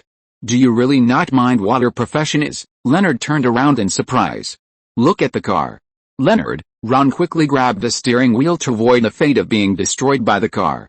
I can't thank you enough for being able to worship and spend a wonderful night with a woman for free, Howard said excitedly. What a pity. What a pity. Howard's expression became very intoxicated. God knows what he was thinking, all kinds of nonsense. It should be the plot of that night he missed, and it was a very obscene one. Although I don't remember what happened, I feel like our friendship has been elevated to a higher level by being able to do the same thing with my best friend, Howard, and compete with him, Rajesh said with satisfaction. As he spoke, his hand unconsciously rested on Howard's. Two big exclamation marks appeared above Ron and Leonard's heads at the same time. There is definitely something wrong with these two people. Speaking of which, there are also small groups within the foursome. Of course, they are not the kind that scheme against each other, but the kind that are close and distant. Rajesh and Howard have a better relationship, while Sheldon and Leonard, because they are roommates, naturally spend more time together than the other two. After Ron joined this group, he miraculously still maintained a balance. Ron is Sheldon's brother, but apart from the necessary communication with Sheldon due to blood ties, most of the time he plays harmless pranks on Sheldon. For example, using his toothbrush to clean his leather shoes, putting his hand in warm water after Sheldon falls asleep, which will wet the bed, and so on. But on the other hand, Ron is very close to Howard because of weapons research and development. Although he only has a master's degree and is ridiculed by Sheldon as a cosmic plumber, everyone admits that he is the best engineer at Caltech. Otherwise, it would not be his turn to design a horse barrel for the International Space Station, Not to mention that he can freely enter the remote control command room that controls the Mars rover at any time. Think about it, if Howard's level is not recognized by the vast majority of people, how could this happen? As for Rajesh, although he is from a super rich family and looks like a spoiled rich second generation, his IQ should not be underestimated. In most cases, whenever Sheldon has a new idea, Rajesh is often the first person to follow his thinking. At this time, Ron usually thinks about how to contact Sheldon's home planet and take his alien brother away. As for Leonard, Sheldon can choose him as his roommate, which is itself a recognition of his IQ, although Sheldon complains every day that Leonard's research is not original and is a copy of other people's successful cases. But doesn't it take talent to successfully copy other people's research? What's more, he often inspires Sheldon with new ideas. It can be said that Sheldon's 4-member team is one of the most elite scientific research forces in Caltech. Therefore, the 4 of them were invited by Sheldon as soon as they returned to the apartment. "Hey, I received a strange email yesterday," Sheldon said this when Howard and Rajesh immediately stared at Ron nervously. Could this be a videotape of their super-friendly incident with a male tiger? With Ron's bad taste, it is entirely possible. Fortunately, Sheldon's next words made them relax. "The president of the university asked me to meet him in his office at 8 o'clock this morning. I guess you went to harass him last night, right?" Ron ordered a bottle of water and sat back on the sofa. "Of course. It must be an emergency for him to meet me at 8 o'clock the next morning. Everyone in the university knows that breakfast is at 8 o'clock, and the stomach starts digesting at 8:20. In the 16 hours between receiving the email and meeting, I am like a Heisenberg particle. I only know my location or speed, but I can't know both at the same time. How can I stand this? These annoying things will keep turning around in my mind." "Yes, I know how it feels too well," Leonard said meaningfully beside Ron. "I guess you will wait until 2 o'clock in the morning at most, and you will definitely knock on the door of the university president, right? I guess he will definitely ask you what time it is now," Ron guessed based on his previous understanding of Sheldon's behavior. "Yes, I don't understand why everyone is asking me the time. Don't they have watches themselves?" Sheldon was surprised. Obviously, he was very surprised that Ron could guess the situation at that time. Leonard asked, "Everyone? Who else?" "The principal's wife and his furious daughter. The whole family is very interested in whether other people know about this at what time it is." Rajesh showed a puzzled expression. "Ron, I heard that you Texans are tough. How did Sheldon grow up in that place?" Ron rolled his eyes. "How else do you think I learned my fighting skills and shooting skills? Without my protection, this kid would have spent his high school career in a high school student's closet. Hey, I was already a very respected little scientist when I was in high school. Everyone in the town liked me," Sheldon retorted dissatisfiedly. "That's why the bucket diving game was so popular when you participated in the carnival. Almost everyone in the town participated." "Bucket diving game? What is that?" Rajesh asked. Ron explained, "It's about having the participants sit on a stool on the water tank, and then someone throws a ball to hide a disc, and the person sitting on the water tank will fall into the water if it hits the disc. If Sheldon ever plans to participate in this game again, I'm willing to spend a month's salary to throw the ball, just to see him fall into the water." Leonard imagined Sheldon falling into the water, and his mouth grinned unknowingly.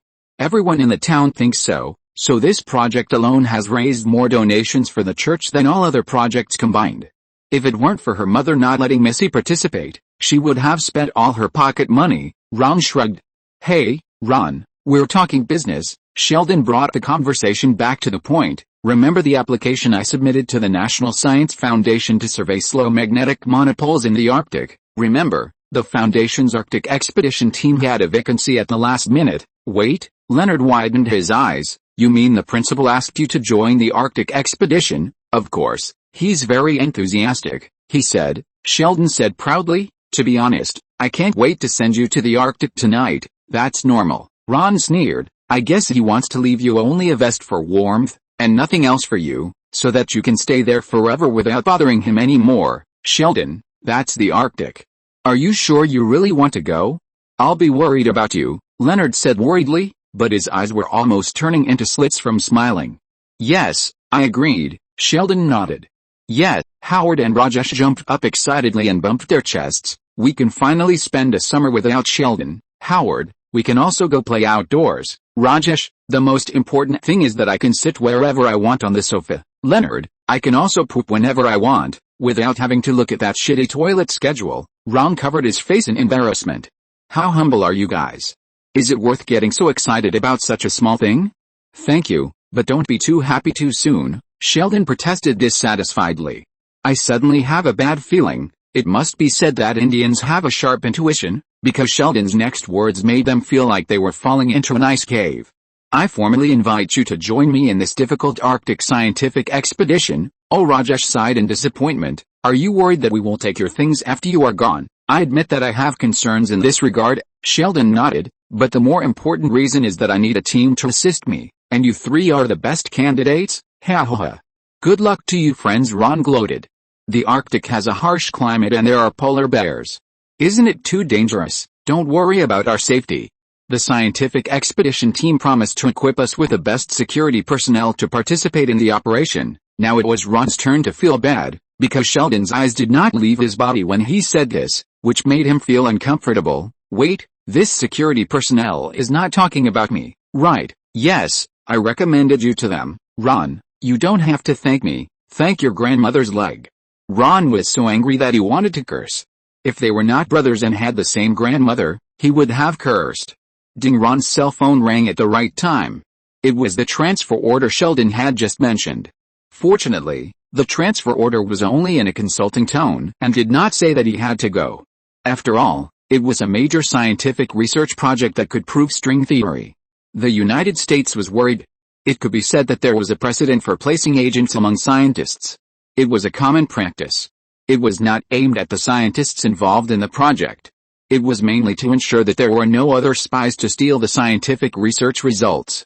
God knows what kind of amazing discoveries these scientists could make in the end. The last time the United States achieved a major reversal and became the world's #1 scientific research power was when it stole scientists from Germany during World War II. It directly let a second-rate technological country take the high-speed train of nuclear energy and become the #1 scientific research power in the country. I can step aside for a while and give you some time to discuss whether you want to participate. Sheldon ran back to the room and closed the door. We are not really going to run to the North Pole with him, are we? Howard was the first to express his objection. Leonard wanted to go. Think about it, this is a national research project. How can we refuse it? No, I'm not saying that we don't want to participate in the national research project, but we don't want to spend time with a lunatic being locked up in the Arctic Circle for 3 months. Yes, I think the same thing. Although he is my brother, I'm afraid I can't help but pull out his intestines and strangle him when he keeps chattering. My parents will be sad, Ron said tangledly. It's true that he is Sheldon's brother, and it's also true that he is willing to protect this troublesome brother, but it doesn't mean that he can really be alone with Sheldon for 3 months. At that time, he won't have to wait for Howard to do it, he will kill Sheldon first. Leonard persuaded, Howard, this is a major scientific research project. Imagine, if it succeeds, we may even be on the cover of a magazine. It may also be that I assemble a crossbow by myself to kill him, then you may also be on the cover of the magazine. Chapter 187 Hello, Mr. Tang. Have you really thought it over carefully? Do you really want to go to the damn North Pole with Sheldon? Are you sure you can really stand Sheldon? For 3 whole months, of course. Don't forget, I'm Indian, and my religion tells me that the sufferings I endure in this life will be rewarded to me in the next life as blessings, Rajesh said eagerly. After 3 months of training in the North Pole with Sheldon, I can be reborn as a super rich man with a hot body and the ability to fly. Ron rolled his eyes. You mean the Playboy Tony from Stark Industries? Yes, that's right, or Wayne from Gotham City, Rajesh added.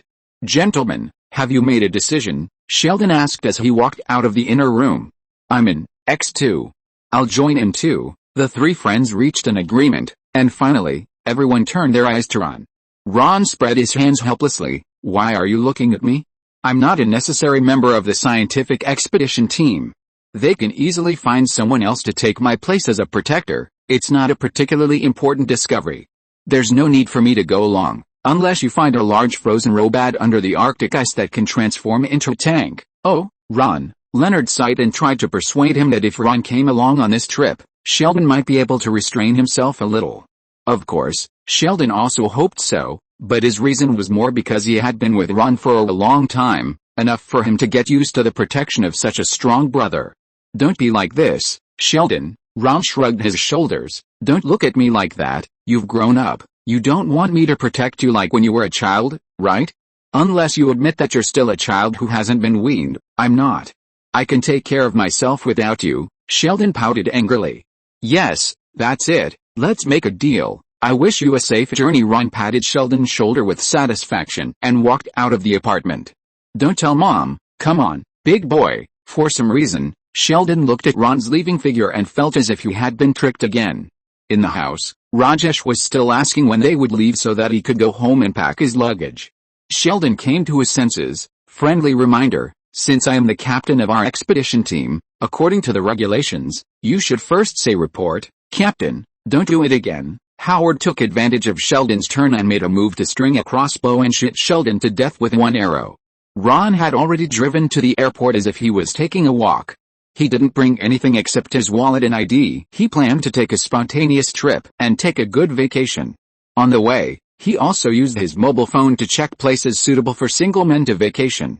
As a result, no matter how many times he searched, the search engine seemed to have been bribed, and the answer was Thailand. Thailand seems to be okay. I have heard in my previous life that it is a paradise for men, but I have never seen the true face of paradise because of my limited money. Maybe I can have some fun during this holiday? Thinking of this, Ron called Andy to inform the special operations team to take a holiday and asked him to give everyone a generous bonus. Even Carl got a share of this money, and the Christmas holiday officially began. Thailand, here I come. Ron sighed and boarded the plane. Going to Thailand for vacation was a spur-of-the-moment decision. But thinking about it carefully, this decision seems to be very good. Although Ron only mastered Chinese and English, this is enough for traveling in Thailand. Besides, if he really needs a guide, isn't there a second brother there? It is said that Tang Ren, a private detective who has become the #1 detective in Chinatown, Thailand. Speaking of this second brother, his life experience is also very rough. He used to be a rural villager who didn't like to talk. Everyone in the village thought he was mentally ill. Of course, the cause of mental illness may also be caused by witnessing his father killing his brother and being too stimulated. The master took him in and taught him skills. After learning, he returned to the village. It is said that he got married once, but his marriage was not very happy. Not long after the marriage, he came to Thailand alone. According to Ron's speculation, it was probably because his wife cheated on him. Anyway, since the first time Ron saw this second brother, he felt that there was a strange green patch on his head. It can't be that the system gave it the great prophecy, right? It's nonsense. At the same time, the Thai police station was in chaos. Of course, it was not because of Ron's arrival. In fact, this trip was his private vacation trip, and he did not alarm any official. The real culprit that made the Chinatown police station in chaos was a murder case linked to the gold robbery case. Officer Wong, who was in charge of the gold case, was directing at the scene. Suddenly, a subordinate reported, "Officer Wong, Kunte is here." As soon as the voice fell, a middle-aged man with a big belly and a greasy hamburger and cola in his hand swaggered into the crime scene. "Thank you, Mr. Wong. Thank you for helping me protect the scene." "Thank you for nothing." Officer Wong slapped Kunte's greasy hands that had just finished eating a hamburger aside in dissatisfaction. "This is my jurisdiction, so of course it's my case. I've been investigating the gold robbery case for 3 months, and I was about to catch the perpetrators red-handed. Now the gold is gone, and you say it's your case." Officer Wong pointed at Kunte and shouted in dissatisfaction. "Don't you understand the rules?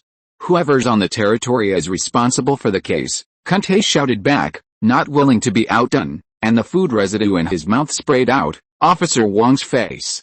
"If you say another word, do you believe I will beat you? Beat me if you want. Come on, who's afraid of who?" At the Thai airport, a fair-looking Chinese boy was anxiously waiting with a suitcase. On the other side, a middle-aged man with a wretched look, holding a black mobile phone, compared photos for a long time and finally confirmed it. Kin Feng, the fair-skinned boy, turned his head, and the man rushed over and hugged him. "Ha, welcome to Thailand. I am your cousin Tang Ren. Sorry, I kept you waiting for a long time. You know I am a great detective. I am very busy and have many cases to handle." Tang Ren took Kin Feng's suitcase, but did not take him out of the airport. Instead, he stayed there and waited for someone. Why are we not leaving yet?" Here, Tang Feng stuttered halfway when he was interrupted by Tang Ren. You want to ask why we are not leaving yet and waiting here? Right? So you are a stutterer. Qin Feng opened his mouth and was about to say something, but was quickly retorted by Tang Ren. Don't worry. We will leave soon. I have a junior brother who is also coming to Thailand to play. Let's wait for her, master. Junior brother, yes, the junior brother he said is me. Qin Feng hadn't finished stuttering yet, and on the other side, Ron and a beautiful lady came out of the exit and greeted them. Oh my god. You're speaking Chinese. Qin Feng was shocked. What's so strange about this? As an American, is it strange to speak Chinese? Ron shrugged and continued in Chinese. Don't you sing your own songs like this? The whole world is speaking Chinese. Confucius words are becoming more and more internationalized. Ron was very excited and improvised a paragraph. What greeted him was Qin Feng's stunned expression. It's not strange that a foreigner can speak Chinese, but what's strange is that this foreigner can sing Chinese songs, and the rhymes in the songs are more fluent than Qin Feng himself. I forgot to tell you, my junior fellow apprentice is not only a martial artist, but also an artist. Many of whose songs have been sung by famous singers. Tang Ren had a proud expression on his face, and he extended his hand to the beautiful woman next to Ron in an obscene manner. Miss, what's your name? I'm Thai, I don't speak Chinese. The woman politely touched Tang Ren's hand lightly, then quickly retracted it as if she had been electrocuted, and continued in English. You can call me Xiaoshu like Ron. Ron, I have something to do, so I'm leaving first. Xiaoshu waved to Ron, turned around and left. After walking a long way, Tang Ren was still staring at Xiaoshu's ass with lustful eyes. Ron blocked her eyes unhappily. Don't look. I can't handle a woman like you, so don't even think about it. Oh my god, is there a woman in this world that you can't handle? Who is this person? Tang Ren was shocked. Xiaoshu, my Harvard classmate, is now a famous fashion designer. She is an incredibly conservative woman who only has her senior in high school in her heart. Ron curled his lips and concealed some key content. In fact, he pursued Xiaoshu in college, but was rejected. It was also the first time in her life that she was rejected by a woman. Although Ron has been surrounded by various high-quality beauties, as a yellow man in his previous life, he still has more identification with the yellow-skinned beauties. It's just that Chinese girls in the United States are too Americanized. Not at all. The gracefulness that should belong to the yellow race was not until college that Ron met the first girl he thought was good, but he was rejected when he confessed his love. What a pity. However, the magical thing is that he actually sat next to Xiaoshu on a plane to Thailand for fun. Ho ha, I can tell at a glance that you have suffered a loss with her. Don't worry, there are many girls like this in Thailand. Come to my place and have a good time for a few days. I guarantee that you won't even remember your last name. Tang Ren laughed out loud, but he immediately restrained himself after being glared at by Ron. Well, I'm here for vacation anyway, so why don't you tell me about your plans for this period? Ron crossed his arms and stared at Tang Ren with scrutiny. Of course, I've already arranged your schedule for this week. Someone took out a stack of photos from his arms and stuffed them into Ron and Qin Feng's arms. The Chao Phraya River, the floating market, the transvestite show. Tomorrow I'll take you to Thailand. The most famous Grand Palace. How about it, junior brother? Tang Ren's face was smug, like a child waiting for praise. I want to see Siamese conjoined twins. Qin Feng raised his hand weakly to express his opinion. What is that? Ron and Tang Ren stared at the fair-skinned boy together. Ellery Queen, something from a detective novel. Tisk, so boring. Your cousin is such a killjoy. Ron waved his hand in boredom. I heard from your grandmother that you often like those messy things. I told you that novels and movies are just to fool children like you. If you like detectives, come with me to solve a missing case right now. Really? Can I really solve a case with you? Tang Ren persuaded his eldest cousin nephew in a persuasive way. If Ron had not known him well, he would definitely mistake him for a good uncle. Of course it's true. However, all actions must be under my command. Junior brother, do you want to come with me? Ron shook his head hurriedly. For things like investigating cases, you should go. I'm tired of working and playing. Otherwise, you should go to investigate first, and I will find a place to play by myself. Senior brother, where's the most lively bar in Thailand? What do you mean, yours or mine? When you come to Thailand, you are my guests. I have already prepared a place to welcome you. As for investigating cases, I will take my eldest nephew with me tomorrow. Junior brother, how about you play by yourself first? Ron nodded indifferently. But Ron would soon regret his rash decision. Because he was dragged by others to a KTV with terrible sound equipment, listening to Tang Ren's ghost howling all night long. During this time, there were all kinds of local girls in revealing clothes touching him all over. If Ron remembered correctly, according to local characteristics, this should be called a princess, but this princess is not a proper princess. Anyway, you can come by paying money, and Ron can't even guarantee whether it is a woman. Because the little boy Kin Feng who was entertained with him told him when he came back from the toilet that he had just met another woman who was drinking in the bathroom, and her thing was bigger than his. Calm down, this is Thailand, and transvestite is a normal phenomenon. Ron could only comfort him in this way, and comfort himself by the way. Damn it, if I had known earlier, I might as well follow Xiao Shui back to her house. Tang Ren is a big scumbag. It turned out that he was unreliable when they learned martial arts together. I didn't expect that he became even more unreliable after not seeing him for many years. Ron clearly saw that he threw a pill into Kin Feng's wine when he was not paying attention. Even if he used his toes to think, he knew that there must be something in his glass of wine. Tang Ren certainly didn't have any bad intentions, but Ron still declined this kind of hospitality, mainly because he thought it was too dirty. He had clean ones at home and didn't need to go out. What if he got a dirty disease with this wild stuff? It was terrible. Chapter 188 4.8 million bowls of noodles.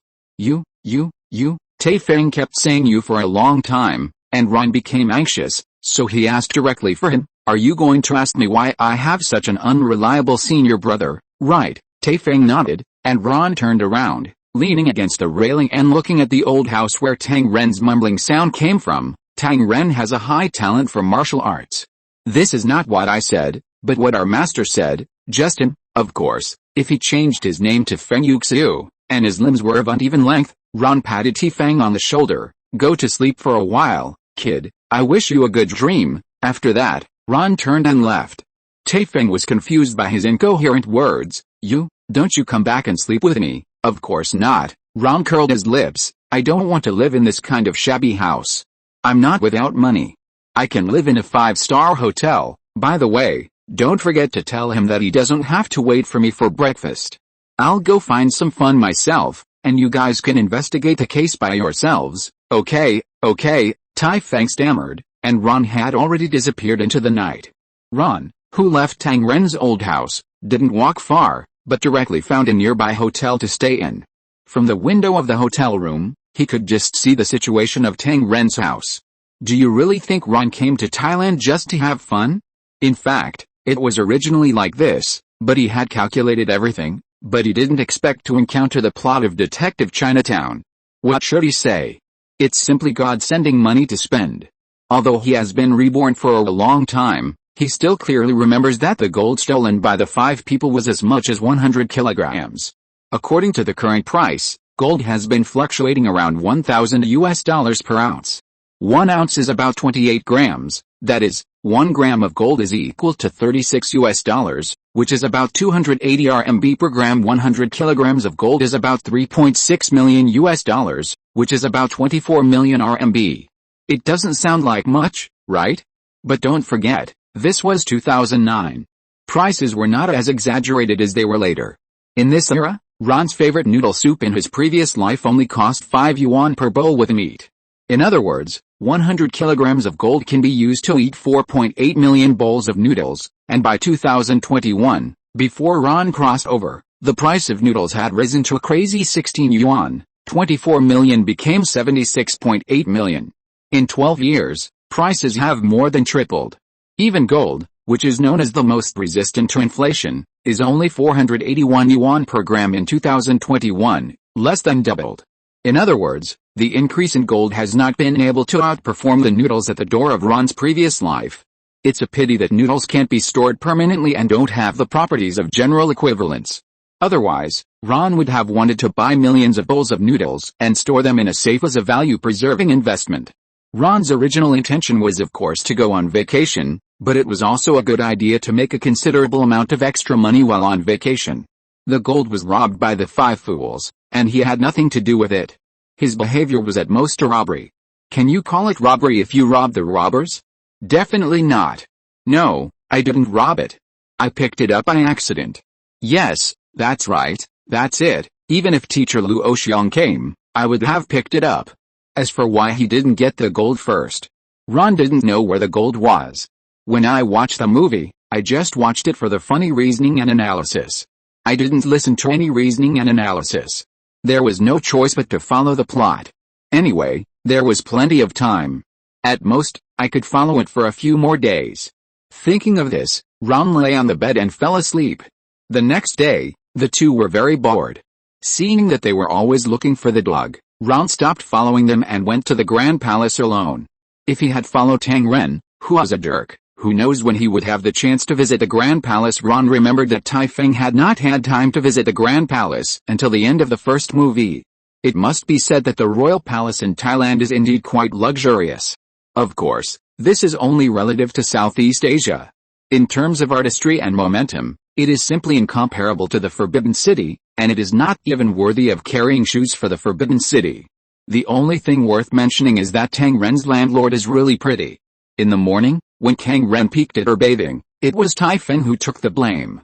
Poor kid, it wasn't until the third day that things finally took a turn for the better. Just when Tang Ren was shaving on the street, he suddenly received a call, and then he looked around with a nervous look. Ron followed his gaze. On the street, people had already surrounded them from all directions, and they had formed a siege. Ron knew without looking at their expressions that they must be police. In the police car, a man who looked like Zhang Xiaoxin yelled, "Go!" The police who received the signal immediately began to accelerate and rush towards Tang Ren. However, Ron did not expect that the Thai police were so weak. More than 20 people caught Tang Ren and Tai Feng, but they were able to let them run away. Even Zhang Xiaoxin was stepped on several times by their own people. "Oh!" Zhang Xiaoxin screamed. Ron followed the team they were chasing, watching this farce-like pursuit until they lost them and retreated after searching the floating market in vain. But this did not bother Ron. He had already spotted a man who was taller than a man, with a stupid face and a fool face in the crowd. If he remembered correctly, this should be one of the 4 gold thieves. Then, Ron recognized Xiao Yang and Yang Taoqiang, 2 guys with outstanding images. Just say, it would be great if this look could be used to act in a comedy movie. Money comes just as fast as robbing gold, so why bother doing this deadly business? Ron quietly followed the trio, little by little, into a small alley. Outside, Xiao Yang gave an order, and the big guy went around from the other side to block the crowd. He followed in from this side with bald Kiang, and inside was the funny couple Tai Feng and Tang Ren. You turn yourself in," Tai Feng suggested as he walked. "What, you turn yourself in? Anyway, there is no death penalty in Thailand.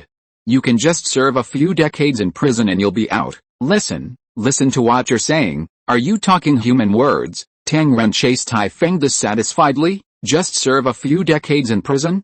I'm your uncle, my real uncle, Dick," Tai Feng exposed mercilessly. "Blood is thicker than water. Who told you to kill someone? I didn't kill anyone. Go tell the police. Do you think they will listen to me? I don't have an identity. So it's okay if I don't commit a crime. But if I do, they will decide what to do. I don't want to be in prison for the rest of my life." Chapter 189 Singing in the Alley. "Going to jail has nothing to do with me. I'm not going to run away anyway." Tai Feng leaned against the wall, breathing heavily. "You just assaulted a police officer, okay?" Tang Ren followed him. "In Thailand, assaulting a police officer is a serious crime. You will be in prison for at least 10 years. I didn't know. Who cares about you when you are in Thailand? You can't even speak Chinese fluently. Who will listen to you? If you are caught, you will be beaten up first, and then thrown into jail regardless of 30 or 21. Do you know what is the most in Thailand?" Tai Feng was scared and his face turned pale. Tang Ren still continued to threaten him relentlessly. "With your looks, there is nothing else to do when you go in. You will be raped by a dozen big men for more than 10 times. To be honest, Tai Feng's appearance is really good for fighting, but unlike Ron, who looks more masculine, Tai Feng is more delicate, so it is no wonder that he was mistaken for a girl by his master a few years later. However, while they were chatting, a big man suddenly appeared on the road ahead. He stared at them intently and knew that he was not a good person. When they wanted to escape from the back road, they found that the road behind them was also blocked by the 2 men. It was obvious that they were going to go after them. Tang Ren gave Tai Feng a look and suddenly threw a row of bamboo poles at the big man, then kicked Xiao Yang's ex quickly, and wrapped Guang Tao Kaiang with the bed sheets that were hung up above. At this time, the small flat-headed big man had already gotten rid of the bamboo poles and hugged Tang Ren tightly. Who would have thought that Tang Ren actually kicked the wall with his feet, leaned back hard, supported the strong man's shoulders with both hands, and turned over in the air and turned directly behind the strong man. The strong man just turned around and was stabbed in the eye by Tang Ren's two dragons grabbing the pearl.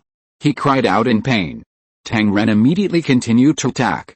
After a hand knife only earned a painful groan from the strong man, Tang Ren immediately set his sights on the man's most vulnerable part. Tang Ren succeeded in stealing a peach with one hand, and suddenly grabbed the most vulnerable part of the strong man before he could defend himself. Then he squeezed it hard. The strong man screamed the longest in his life, and the pitch became higher and higher, and in the end it even surpassed a London soprano that Ron had heard before. Bald Kaiang saw that the situation was not good, and immediately turned around and prepared to escape, but he exposed another vulnerable part to Tang Ren, who specialized in attacking the lower three roads. 1,000 years of killing, puff, it was the sound of fingers entering the flesh, and then Bald Kaiang exploded, making a scream similar to the crowing of a rooster cock-a-doodle-doo, and fell forward. So far, Tang Ren won the match against 3 people. At the end, he also posed a martial arts posture in an extremely coquettish way. Southern Mo family fist, thank you, Pa. Xiao Yangang, who had recovered, slapped Tang Ren in the face, thank you, thank you. Put it on. Guang Tao Kaiang immediately took out a torn bag from nowhere and was about to hit Tang Ren's head. It was finally time for Ron to appear. Put it on just like I said. Is there any law? You dare to touch our Mo family fist people? You are not giving me face. Ron turned out from the corner, and Tang Ren shouted in surprise, Junior brother? Come and save me, Junior brother, put it on too. Xiao Yangyang's attitude was extremely arrogant, and he pointed the gun at Ron. Look at me, I have a gun in my hand. If you dare not obey, I will shoot you. M1911? Not a bad gun, but it's a cheap version, it looks too tasteless, Ron said playfully, and he didn't seem to be nervous at all about being pointed at by a gun, as if he was at home. Guang Tao Kaiang had no doubt that if he was given a sofa at this time, he would dare to lie on it like a big boss. Do you think I dare not shoot? Xiao Yangyang was irritated by Ron's attitude, and he was determined to be fierce. He just bent his fingers a little. Ron on the opposite side suddenly raised his hand, and as if by magic, a gun suddenly appeared in his hand. Before Xiao Yangyang shot, he drew his gun, opened the safety, aimed, and quickly completed the shooting. Bang! Before Xiao Yangyang had time to shoot, the gun in his hand was blown away by Ron's shot. At the same time, Ron's gun was also against his head. Do you want to see what your brain looks like? No. Absolutely not. Please spare my life. I have an 80-year-old mother and a 2-year-old child waiting for my father to come home. Please spare me. Xiao Yangyang's knees softened and he knelt down directly. When the two behind him saw that the boss had already knelt down, they immediately followed suit and knelt down with 2 thumps.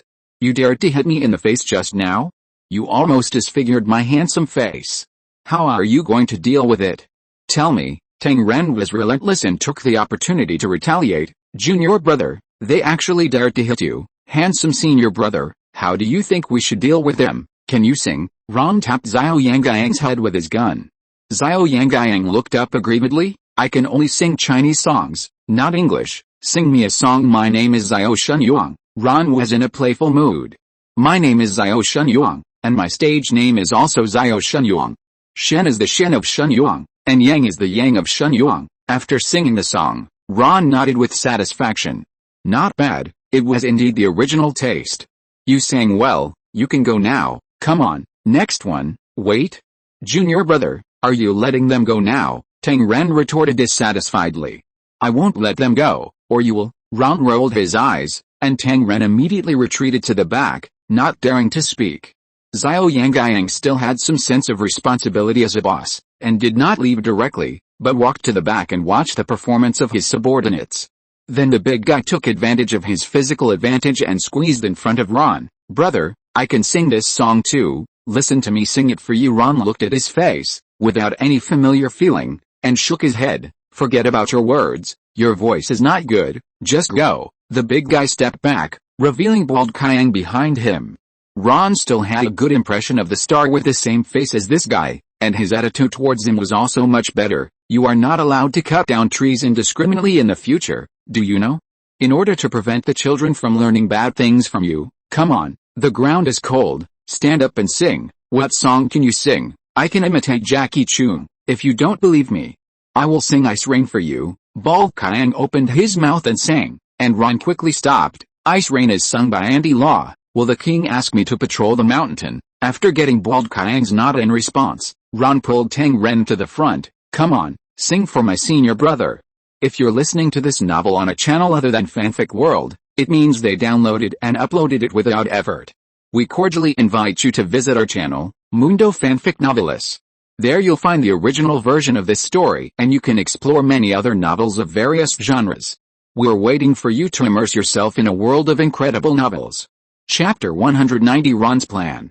Why are you singing to me? Tang Ren asked in confusion. Nothing, I just think the singer who sang this song looks a little like you. How to explain this? Luo-en could only say this, but Tang Ren was excited when he heard it. Do you think I'm as handsome as a big star? Brother, I think he's as cuckold as you. But Luo-en couldn't say this. At this point in time, it's not time for that person to cheat. He has to wait until hip-hop shows are popular in China, and then that person will make a grand appearance as the king of hip-hop. Then he will overthrow the entire Chinese hip-hop music scene with his own strength. You think so, right? Junior brother, why are you here? I was watching TV in the hotel and happened to see the wanted posters for you too, so I came out to see if I could help. Ron had already prepared a response. Did you really steal the gold? I didn't expect you to have such a skill. I really underestimated you before. Do you need me to help you immigrate to the United States?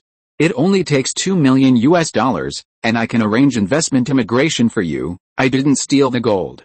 Where did the $2 million come from? You might as well sell my kidney, Tang Ren defended anxiously. Then forget it, your kidney is too weak, you can't sell it for that much money. Ron curled his lips. Since you don't have that much money, forget it, I'll continue traveling, and you two can slowly escape. Wait, junior brother, are you ignoring me? Tang Ren widened his eyes and said in disbelief. Senior brother, it's not that I don't care about you, but the capitalist United States only welcomes rich people. If you don't have money, then I really can't help you. Ron spread his hands and showed an expression of helplessness. It's okay to help the senior brother, but you can't let him put money in it, right? This is against the rules. Even the master's name is Moyaoki, and what should we do now? They all falsely accuse me of stealing the gold and killing people, then find a way to investigate. If you really didn't steal the gold and didn't kill anyone, I believe the law will clear your name. But before that, you'd better hide for a while. Now the TV is broadcasting your news. Congratulations, you are famous in Thailand. Ron smiled playfully, and Tifang immediately became anxious, even stuttering stopped. It's all your fault. Where is the Grand Palace? Ron interrupted. I've been there, it's not bad, but it's a little sunny during the day. I suggest you take good sunscreen. If you are not afraid of being caught, I can accompany you to visit again. Go away, you have so many things to do since you came to Thailand, and I haven't blamed you for being a jinx. Tang Ren was angry. Of course, he didn't dare to vent it on Ron. He could only yell at Taifeng. What should we do now? I'll give this to Xiang first. Tang Ren took out a newly bought gold necklace. It's already this late, and you're still thinking about this. I'm going to celebrate Xiang's birthday, and I'm going to ask Brother Tai to go there. I don't want to die in confusion. As he said that, Tang Ren took out his cell phone and was about to call Kun Tai, but Taifeng snatched the phone away. How did those gangsters know where I was? Why did the gangsters have handcuffs? Are you saying that they have an insider in the police? Ron raised his hand with a smile in his eyes. I support your first doubt. I also think that they may have an insider in the police, but handcuffs are sold in the sex shop on the next street. This is Thailand, and this thing is not rare. Yes, I know several shops. Tang Ren echoed and started to call Kun Tai. Even if they have an insider in the police station, it can't be Brother Tai. I want a case report in Chinese. What for? Don't you want to know who you killed? Taifeng asked. Songpa, the craftsman that Tang Ren helped deliver the goods before. They both looked at Ron at the same time. You know, don't look at me. I only know a little bit about what was said in the news. As for the rest, you should ask your boss to send you the case files. Goodbye. Ron turned around and was about to leave. Tang Ren quickly pulled his clothes. Wait, junior brother, where are you going? Of course I'm going to continue traveling. Ron turned the camera to the front and covered his head with a straw hat hanging around his neck, looking like a foreign tourist on a trip. Won't you help us investigate the case? Of course not. I've already said, I'm here for vacation. Why should I work? Ron said as a matter of course. Besides, it's you two who are wanted. It's none of my business. By the way, if you really can't find out and you're desperate, I can help you smuggle to Africa, the Middle East, or some war-torn countries in South America. I have a friend who does arms business and has a lot of business in these areas. You can hide under his clients. After saying that, Ron pulled the clothes out of Tang Ren's hands and walked away in a swagger, making Tang Ren so angry that his teeth itched. This ungrateful thing. If I hadn't knelt on the ground and begged the master would not have accepted him, a foreign devil, as his apprentice. Didn't you say yesterday that you have many fellow apprentices in the United States? Both black and white. That was later. Turning the corner, Ron immediately opened a small program on his mobile phone, and saw a flashing light on the map not far from his position, and he could even hear their conversation clearly. It was the eavesdropping tracker that Ron had just accidentally installed in Tang Ren's bag. It could work continuously for 2 days without charging, and was considered a new type of black technology in the US spy world. As for why the tracker was placed on Tang Ren instead of Tai Feng, it was because Tang Ren was so sloppy that he would not notice that there was an extra tracker in his bag. On the contrary, with Tai Feng's careful personality, it was not necessarily the case. Ron did not remember where the gold was hidden, so he could only choose to track it in this most stupid way. And of course, he did not let go of the 3 stupid thieves because he liked their faces that looked like celebrities. This was just an excuse. Ron just wanted to find 3 excellent scapegoats, also known as scapegoats, that's all. It was impossible to return the gold, not in this lifetime. But if Tang Ren was implicated because of this, Ron would feel a little uneasy, and he would not be able to report to his superiors, so Ron needed scapegoats to help Tang Ren. Anyway, they were the instigators of the gold robbery, and they deserved to be pushed out. In this way, with Ron's own face, Tang Ren would definitely not be affected. As for the murder case associated with a gold robbery, who cares? Anyway, Ron was too lazy to care. It was not his business. Chapter 191 Helping Tang Ren Escape Punishment. As the sun set and night fell, Qin Feng and Tang Ren sneaked back to Tang Ren's home. However, they did not go home, but turned a corner and came to the door of the landlord's house, covered most of their faces with clothes, and knocked gently a few times. And Ron had been hanging behind them from a distance. When he saw them enter the room, he turned back to his hotel without any reluctance and continued to monitor her through the telescope in the hotel room. The remote-controlled eavesdropping tracker was also turned on, and Tang Ren's obscene voice entered his ears. "Happy birthday, you are crazy." Plop. Ron almost fainted. "Brother, what time is it? You are still thinking about celebrating the birthday of a beautiful woman. Do you dare to be a little nervous? You are a wanted criminal now, okay? I didn't kill anyone. Do you believe it? It's useless for me to believe it. The police will believe you. That's why I asked Brother Tai to come here to talk it out." "Did you steal the gold?" the beautiful landlord asked. But before Tang Ren could answer the question, ding dong, the doorbell rang again. Ron saw through the telescope that Kunte, whom Tang Ren was waiting for, had not arrived yet, but the 3 real gold robbers who he had let go during the day were already there. The 4 people whispered a few words at the door. The beautiful landlady thought that Tang Ren had really stolen the gold and these people were his accomplices, so she let several people into the room without any suspicion. Then, Kunte, the boss of Tang Ren, and Officer Wang, who looked like Zhang Xiaoxin, arrived one after another. And every time a new person came, the previous wave had to find a place to hide, such as wardrobes, behind curtains, and under the bed. They hid everywhere where Lao Wang could hide. There was no way, there were too many people. Until the end, there was still one more person, and the clever landlady could only say that he was her cousin. However, the most amazing thing was that when Officer Wang came back, this magical cousin was actually replaced. From the original big fool, he was replaced by an embarrassed face with small eyes. Fortunately, Xiao Yangyang was quite quick-witted. When Officer Wang asked, "How many cousins do you have?" he began to clap his hands and sing a birthday song. "Happy birthday to you. Happy birthday to you." At the same time, the cousins hiding in various corners of the room, as well as Kunte, came out from their hidden corners, clapping their hands, singing together, and pouring thousands of words into a birthday song. Yes, My cousins and I wanted to give you a surprise, but we didn't expect you to find it. How is it? Are you happy? Kuntae took the cake and held it in front of Shawshank again. As long as I am not embarrassed, others will be embarrassed. Ron said he learned it. You, Zhang Xiaoxin actually stuttered. Shawshank, you are playing so wild. Zhang Xiaoxin's face. Officer Wang said that he couldn't understand why a beauty like Shawshank finally chose a type like Kuntae.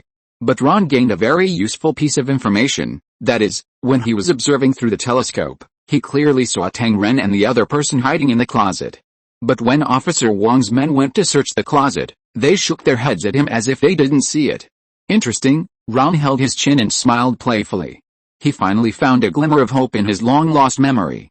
If she remembered correctly, the theft gang should have 5 people in total. In addition to the 3 idiots who were tracking Tang Ren and the dead Songpa, the remaining one was Officer Wang's assistant, the police mole in Qin Feng's analysis. He already had some preliminary ideas on how to help Tang Ren escape the crime. There is no sign of Wang Jin yet, but he can first think of a way to turn Tang Ren and Qin Feng from wanted criminals into normal people. Even if he can't do this, at least he should turn the passive situation into the active one. Thinking of this, Ron left the hotel and followed Kuntae, who left Shawshank's house, into the alley. Officer Kuntae, can I have a good chat with you? Ron suddenly put his hand on his shoulder. Who is it? Kuntae took a big step back reflexively. Did Officer Wang send you to kill me? You are just a deputy director, but you want to kill me. I warn you, I have learned Muay Thai. Do you believe that I will fly up and crush your head with a scissor kick? While he was speaking harshly, his legs were already shaking. Ron rolled his eyes. Why are the police in Thailand so jumpy? Do you dare to find a reliable one? If there is one, it won't be so difficult for you to solve the case. Don't worry, I'm not here to hurt you, or rather, I'm here to give you some benefits. Ron's eyes emitted a strange light, coupled with his strong body, which made Kuntae feel even worse. Ron could only continue, I am Tang Ren's junior brother. Can we have a good communication now, junior brother? I seem to remember that he does have a foreign junior brother. Kuntae gradually let down his guard. Why did you come to me? I have arranged for your senior brother to run away. Don't worry, as long as he runs abroad, nothing will happen. After all, we are brothers, and as the eldest brother, you must be responsible.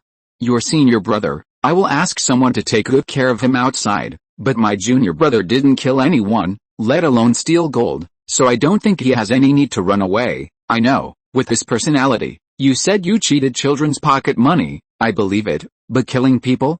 He is not so bold. Kuntae is actually a smart man, but such a big thing, someone has to take the blame, no matter what. Someone has to be called to report to Mr. Yan, and no one is more suitable than him now. This is a decision made by the higher-ups, and I have no choice. No, you do, and you even have the opportunity to move forward with this case, such as becoming the new deputy director of Chinatown. Ron's tone was full of temptation. Kuntae, who is in competition with Officer Wang, could wait to ask, what opportunity? Did you notice anything strange just now? Ron told Kuntae his analysis of Officer Wang's assistant. Kuntae suddenly realized, you mean there is another participant in the gold theft case, Officer Wang's assistant? Oh my god. If there is evidence to prove this, I don't think he would compete with me for the position of deputy director. Kuntae was ecstatic. Do you have any evidence? There is no evidence yet, but we can set up a trap to lure him out. Ron immediately had an idea in his mind, and lowered his head to Kuntae's ear. First of all, the first step is that you need to take me to find Mr. Yan, the owner of the gold, and then just do this and that. There will be another update later. It will be a bit late, so you can wait until tomorrow to see it. Chapter 192, Gold Robbery Case Solved. Late at night, in Bangkok's Chinatown, there is a shabby Cantonese tea restaurant on an inconspicuous street corner. Although it has been closed for a long time and the house is dark, the kitchen is brightly lit. The 3 people tied up on the ground are the gold robbery trio who have been tracking Tang Ren. A rag was stuffed in each of their mouths, making them only make woohoo sounds. Tang Ren and Qin Feng stood obediently in a corner of the room, surrounded by a group of big men in black suits, and they didn't dare to sit down. There are only 3 people in the room who are qualified to sit. The first one is naturally Mr. Yan, who is sitting at the top, and the owner of the gold robbery. The second one is naturally Ron, who sits opposite Mr. Yan with a big horse and a golden knife.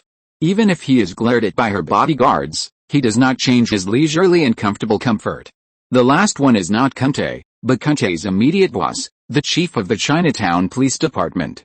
As a subordinate, Kunte stood aside and dealt with it carefully. Mr. Ron, are you sure that stupid thief will come to surrender tonight? Mr. Yan, who lost the money, was the first to get impatient. Before that, Ron had used Tang Ren and Qin Feng as bait to lure the three idiots to come to them to ask for the gold, and she and the other two listened to the whole story through the surveillance video connected by the camera and the eavesdropping equipment in the kitchen. As a result, Tang Ren's suspicion has been completely cleared. If Mr. Yang hadn't insisted on getting the lost gold back, tonight's matter would have ended. I believe he will come. After all, if he is willing to give up such a large amount of gold, he will not be involved in this case at all, Ron said firmly, and then turned his sharp eyes back to Mr. Yan. But no matter whether the gold is found after he surrenders, I believe this case will no longer have anything to do with my senior brother. Right, that's not necessarily the case. It depends on whether the gold can be found. After all, he also transported a box of things from the scene. Only he can prove where it was transported to.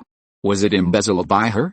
No one knows, right? Mr. Yan schemed the tea foam with the lid calmly. Besides, his suspicion of murdering Songpa has not been cleared. Even if you are an IRS agent, you have to be reasonable, right?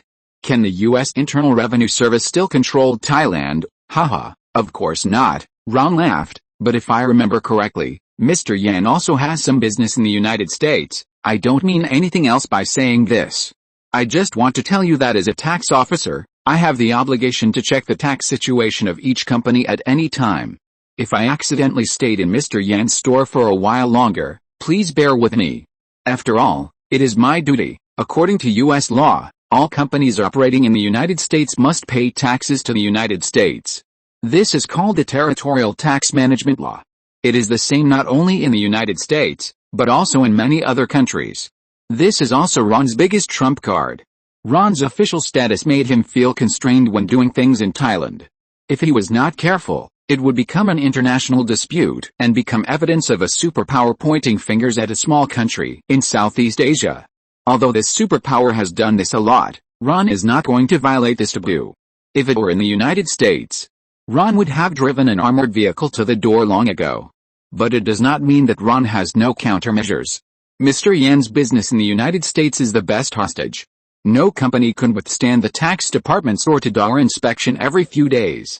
Sure enough, Mr. Yan was choked by Ron and his face turned blue. What does the director mean? The director's face was swollen. I want to go home.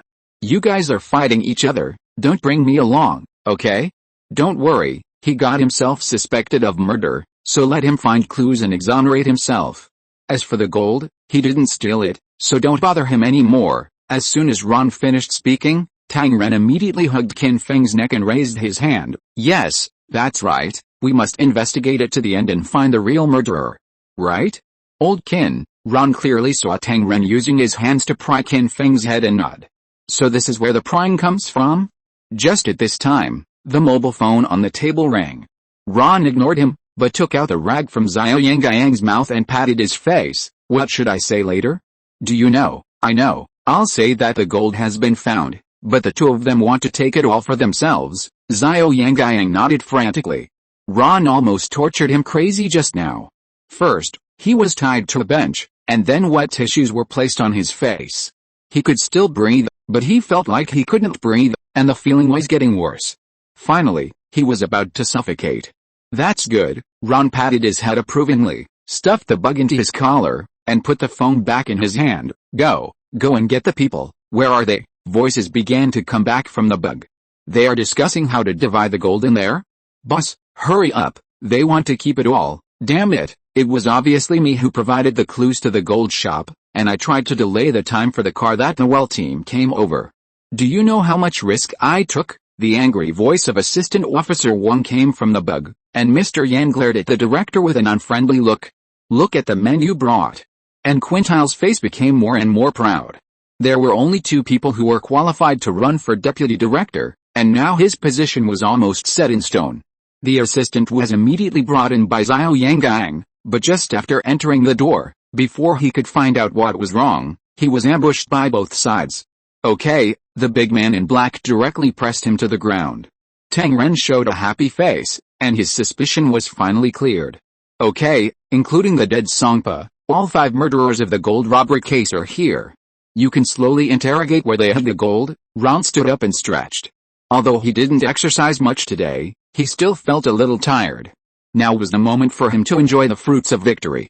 As for the suspicion of murder, I think it is necessary to reinvestigate the scene. Is there anyone who will go with me? Ron said, and at the same time frantically signaled with his eyes. Tang Ren immediately raised his hand and shouted, "Me.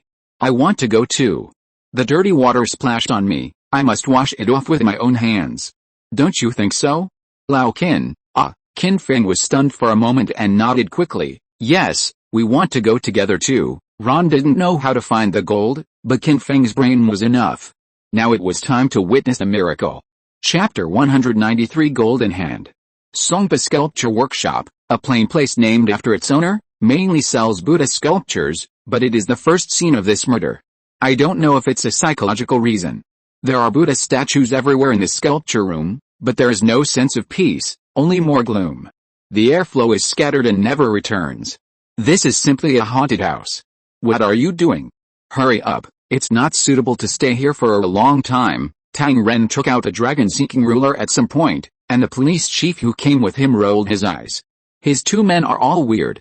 One assistant participated in the robbery, and the other brought a big charlatan. He felt so tired. Ron's system, which had not been active for a long time, suddenly issued a prompt sound, found the golden legendary equipment, Tang Ren's ancestral dragon-seeking ruler. Whenever you feel confused, it will point you in the direction of life again. The introduction is simple, but Ron knows that something that can be regarded as a golden legend is definitely not that simple. Ron was already considering how to leave when he had the opportunity to take this dragon-seeking ruler. Of course, it's not now. If the time and space line does not change, Tang Ren will sooner or later bring her baby to the United States with Qin Feng. That will be the plot of Detective Chinatown 2. There will be plenty of opportunities at that time. Qin Feng over there has already put on plastic foot covers and started to inspect the evidence at the scene one by one. His technique is professional at a glance. He is indeed a student who plans to go to the police academy. There is indeed no other entrance here, Qin Feng concluded after checking. Nonsense, our police are professional anyway. If there were other entrances here, we would have checked them out long ago, the director protested dissatisfiedly. After all, Tang Ren had Ron's support, and the director's tone of voice was unconsciously polite. Walking through the hall and coming to the lounge, there was a DV machine placed next to the computer, facing the user's position. Unfortunately, the memory card in the DV machine had been taken away. Ron glared at the director. I didn't take the things here. When our people got here, there was nothing in the DV. Well, it seems that the police are not too rubbish. Ron sensed a hint of something unusual. He seemed to remember something, but it was not so clear. The room is clean and tidy, there is no peculiar smell. It is either a sissy or a gay. Tang Ren expressed his opinion on Songpa's bedroom, and then crawled under the bed. Brother Qin, come and see why there is a pair of footprints under here. Why are there footprints on the wall under the bed? Several people came over together, and even the director showed a surprised expression. This was not found when they surveyed the scene before. I don't think anyone would choose to sleep under a bed instead of sleeping on it. Ron finally connected all the things in his memory, or maybe there was not just one Songpa in the room from the beginning, but 2 people. The other one was the murderer who killed Songpa, and the one who called my senior brother Tang Ren to transport the gold, or, it's not known whether the box he transported out was gold. Maybe there was a living person in the box. Ron's words moved the 3 of them. There are many examples of people being transported in and out of murder scenes in boxes. Many novels use this plot. For example, in Jack Fortrell's book The Lost Radium, the murderer hid in a suitcase and sneaked into the research institute. Qin Feng suddenly realized and raised his hand. Yes, I've read this book. The director asked. Then I don't understand, how did the murderer get in? The surveillance clearly didn't capture him coming in and leaving. I said he left by hiding in his suitcase, so how did he get in? That's your problem. Come on, little detective. Ron patted Qin Feng on the shoulder, and then turned his gaze to the chief. Now the murderer will definitely be found if you continue to track down this clue. My 2 senior brothers will help you. The case is basically solved. The evidence here is useless. Why don't I buy one to take home? This Buddha statue looks good. Ron walked around the Buddha statue with a missing demon pestle in his hand, and praised it twice. The police chief hesitated a little. You are a good white person. Why do you believe in Buddha if you don't believe in Jesus? This reveals something wrong no matter how you look at it, but he can't figure out what's wrong. Don't worry, I will pay. How much does a Buddha statue of this size usually cost? Ron looked at Tang Ren. A Buddha statue of this size usually costs around 10,000 Thai baht. Those with better workmanship can be sold for 15,000. Yes, he took out his wallet and put a stack of money in the director's hand. Here are 20,000 Thai baht. No need to give me the change. Please help me ship this to this address in Los Angeles. How much is the shipping fee? Or you can treat me and my brothers to tea. By the way, since this is my personal belongings, just go through the IRS's inspection-free channel. It will be faster this way. Ron threw the money down carelessly and turned to leave. Tang Ren hurried over to grab him. Junior brother, don't you care about me? Didn't I help you clear the suspicion of the gold robbery? I believe that classmate Kin will be able to handle the rest. You guys work hard. I'm here for vacation. Ron took off his clothes and swaggered out of the crime scene, leaving the three people staring at each other. Old Kin, what should we do now? Of course we should continue investigating. Tang Ren, help your junior brother pack this thing and send it out first, quickly. The police chief flicked his sleeves and put a 500 baht bill in Tang Ren's hand. This is the shipping fee. Didn't my junior brother just give you 20,000 baht? The rest is for buying the Buddha statue. Go, the chief scolded. After Ron left the crime scene, he did not leave directly, but hid in a corner until he confirmed that the Buddha statue was transported by Tang Ren on a plane and shipped by air to Los Angeles. He then walked out of the shadows with satisfaction and went to the airport front desk. Please give me the fastest ticket to Los Angeles. Thank you. 16 hours later, after a good sleep on the plane, Ron finally returned to Los Angeles. In Sheldon's apartment, a large Buddha statue arrived at the same time as him, and Ron stood next to it with a hammer. The next moment is to witness the miracle, but don't let me down. After saying that, Ron hit his arm hard. Bang! The plaster on the Buddha's arm shattered, and the broken stone slag splashed everywhere, and a dazzling golden light appeared inside the broken part. It was the gold that Ron had been waiting for a long time. Chapter 194 Sheldon returns to Los Angeles. Ron got rich, and Mr. Yen was jumping up and down in Thailand, but it had nothing to do with him. He had asked someone to buy Wong Jin, and then turned it into gold rings, gold necklaces and other things, which appeared on his confidants. Max, Caroline, Fiona, Collins, Megan Fox, Peggy, and even Giselle got a well-made gold ring and took it in their hands to examine it carefully. I heard that you gave one to all your women, so, are you inviting me to join your harem? Puff. Ron spit out the water he had just drunk like a fountain. I really don't mean that. This is just a testimony of our friendship. At the same time, you can also understand it as a gift to invite you to join my special operations team, so the friendship you are talking about is the kind of last night. Giselle's eyes were as charming as silk, and her small feet wrapped in black silk had unknowingly taken off her high heels and climbed up along Ron's trouser legs. Ron had to stand up and salute to show respect, I mean the normal way, and invite you to join my team. If there is a character in my team who can transform into a demigod and tear the enemy into pieces at a critical moment, I think it will be very helpful, Ron said with a lot of nonsense. Hiss. Don't be like this, Giselle, I have something to do later. My brother is coming back from the Arctic today. Did I accidentally use too much force? Sorry, Giselle chuckled and took off the other high heel. How about I try a gentler way? Woman, you are playing with fire, Ron said, a classic line of a domineering president, and directly pounced on Giselle like a hungry wolf. I remember you just said you had something to do. Why don't you go and do it first? When you are free, we can continue to talk about this topic. I'm fine now. Ron's eyes were like fire. Your brother just came back from the Arctic, so he can just keep warm in the apartment. Pasadena. A bearded man carrying large and small bags rushed into the apartment. Upon closer inspection, it turned out to be a team of 4 scientists led by Sheldon. Thank God, we are finally home. It's unbelievable that we stayed in that cold hell for 3 months. It was a nightmare. There was snow all over the sky and I couldn't wake up. Sheldon expressed his dissatisfaction with the unfair evaluation of the team members. I don't know what you think of the Arctic expedition. I just feel that it is still unsatisfactory. Sheldon's cell phone rang. Oh, it's Mom. Sheldon pressed the answer button. Mom, You will never imagine how smooth our trip to the Arctic will be. Maybe I can win a Nobel Prize in the future. In fact, I shouldn't say that. I am absolutely sure that I can get one. I'm just habitually humble. That's what every big shot should do." Ms. Mary was relieved. "Oh, thank God, my church group's prayers for you were effective. There's a big hand in the dark that has been protecting you, Sheldon." "No, I didn't feel your church group praying for me at all. Even if I return home safely, it can't prove that the prayers are effective. This logic is completely wrong, Sheldon. You are not allowed to talk back to me in an Eskimo tone," Mary scolded. "I didn't talk back to you in Eskimo language, Mom." Sheldon was still talking to his mother on the phone, but Leonard had already knocked on his neighbor Penny's door. "Hi, I came over to say something." He was greeted by Penny's surprise kiss. "You're finally back, Leonard. I was just thinking."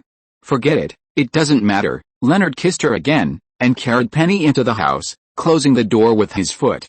Howard and Rajesh were left standing at the door dumbfounded. FXXK. "I should have said hello first." Howard regretted it. "Oh my God, do you really think this is first come first served?" Ron climbed up the stairs, attracting the enthusiastic greetings of the two little Atticus. "Ron, welcome back to Los Angeles. Thank you for not cutting my brother into pieces and leaving them in the Arctic," Ron asked suspiciously. "Wait? Is that guy in the room my brother? Not the second person you created with genetic cloning technology?" Ron had just returned from Giselle, of course. Although Giselle's fighting ability was amazing, Ron was not much worse. After the two had an in-depth discussion on physical skills, Ron went home victoriously and asked him to promise to come to work in his team tomorrow. Ron's special operations team finally increased to 6 people. Excluding Andy, who had no fighting ability, the remaining 5 people had their own strengths. A team with amazing fighting power gradually grew stronger under Ron's hands. "Ron, you know that we are all physicists, and cloning belongs to biology. At most, we can open the dimensional door and summon Sheldon from another dimension to replace the one we killed." Howard skillfully high-fived Ron. "Will this Sheldon from another dimension look more normal?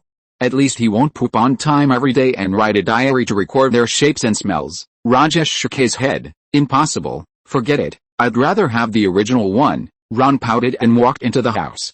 Regardless of Sheldon's objection, he gave him a big hug.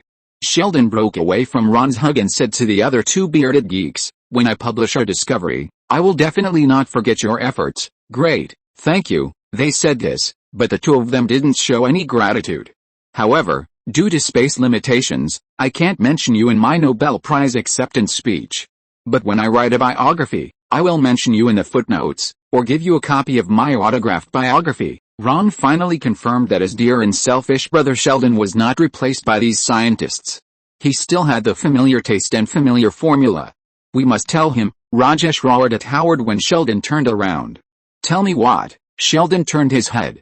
Ron was quick to sense that there seemed to be something fun to watch, so he immediately took out the remaining half bucket of popcorn from the refrigerator and found the most comfortable viewing position on the sofa. "You guys are going to throw me a celebration party, right?" The 2 pushed each other, and finally, Howard was pushed out. "Sheldon, sit down first. Let me make it clear in advance that if you want to have a theme party, I don't like Hawaiian or Roman style." Howard looked embarrassed. "Okay, I'll keep these in mind. We want to talk to you about something that happened in the Arctic." Chapter 195 Old George arrives. "If you want to talk about what happened that night without heating, there's nothing to be ashamed of," Sheldon comforted. "It's not that. We agreed not to talk about it again." Howard blushed. "It's just 4 grown men sleeping together naked.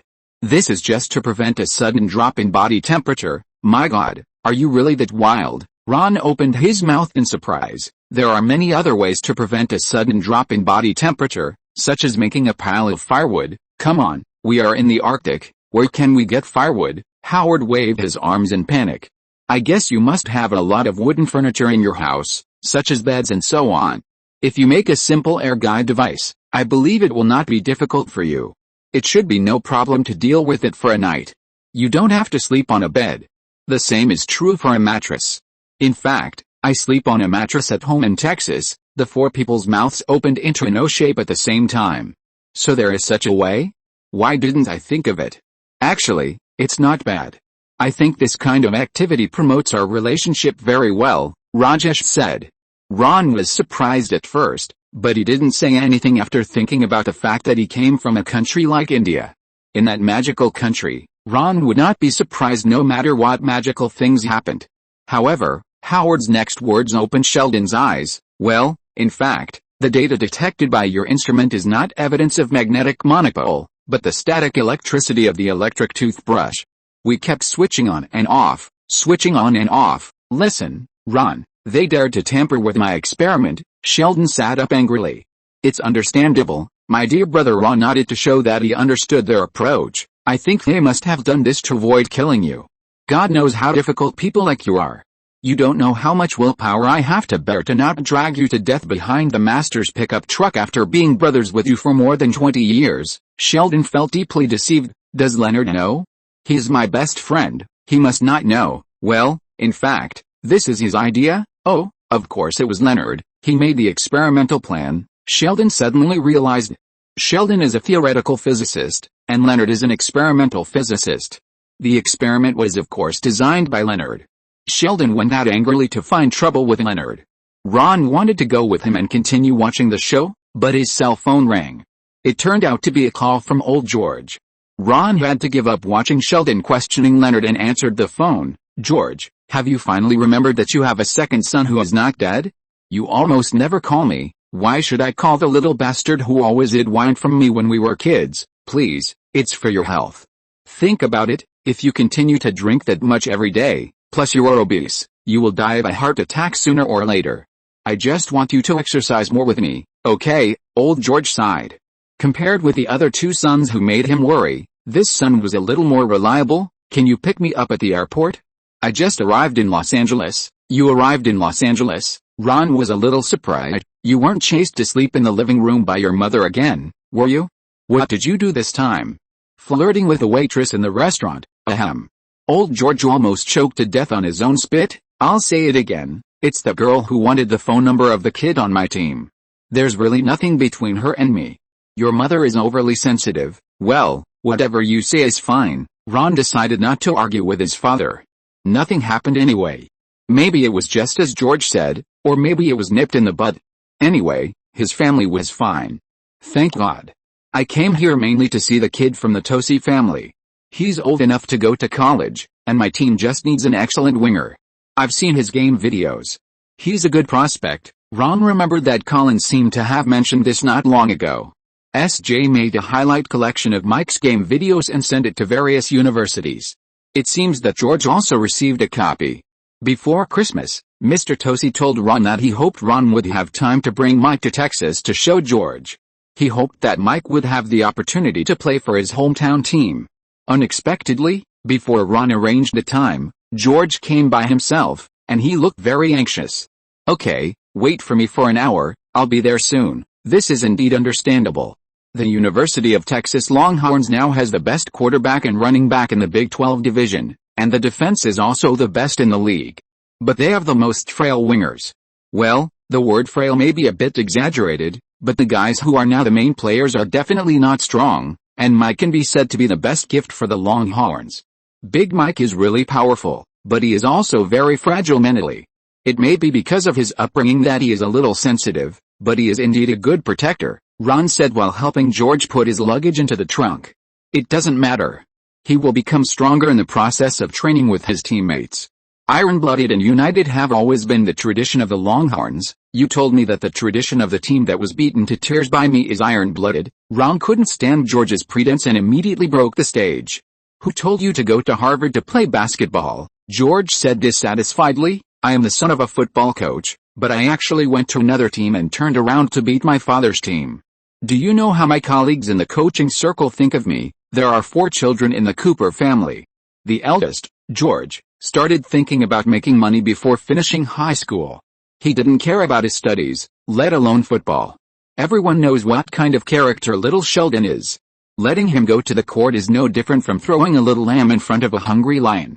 Only Ron inherited George's mantle and became a star football player, but he went to another school. I guess they must praise you for having a good son, Ron said. Who made the University of Texas's major rank too low?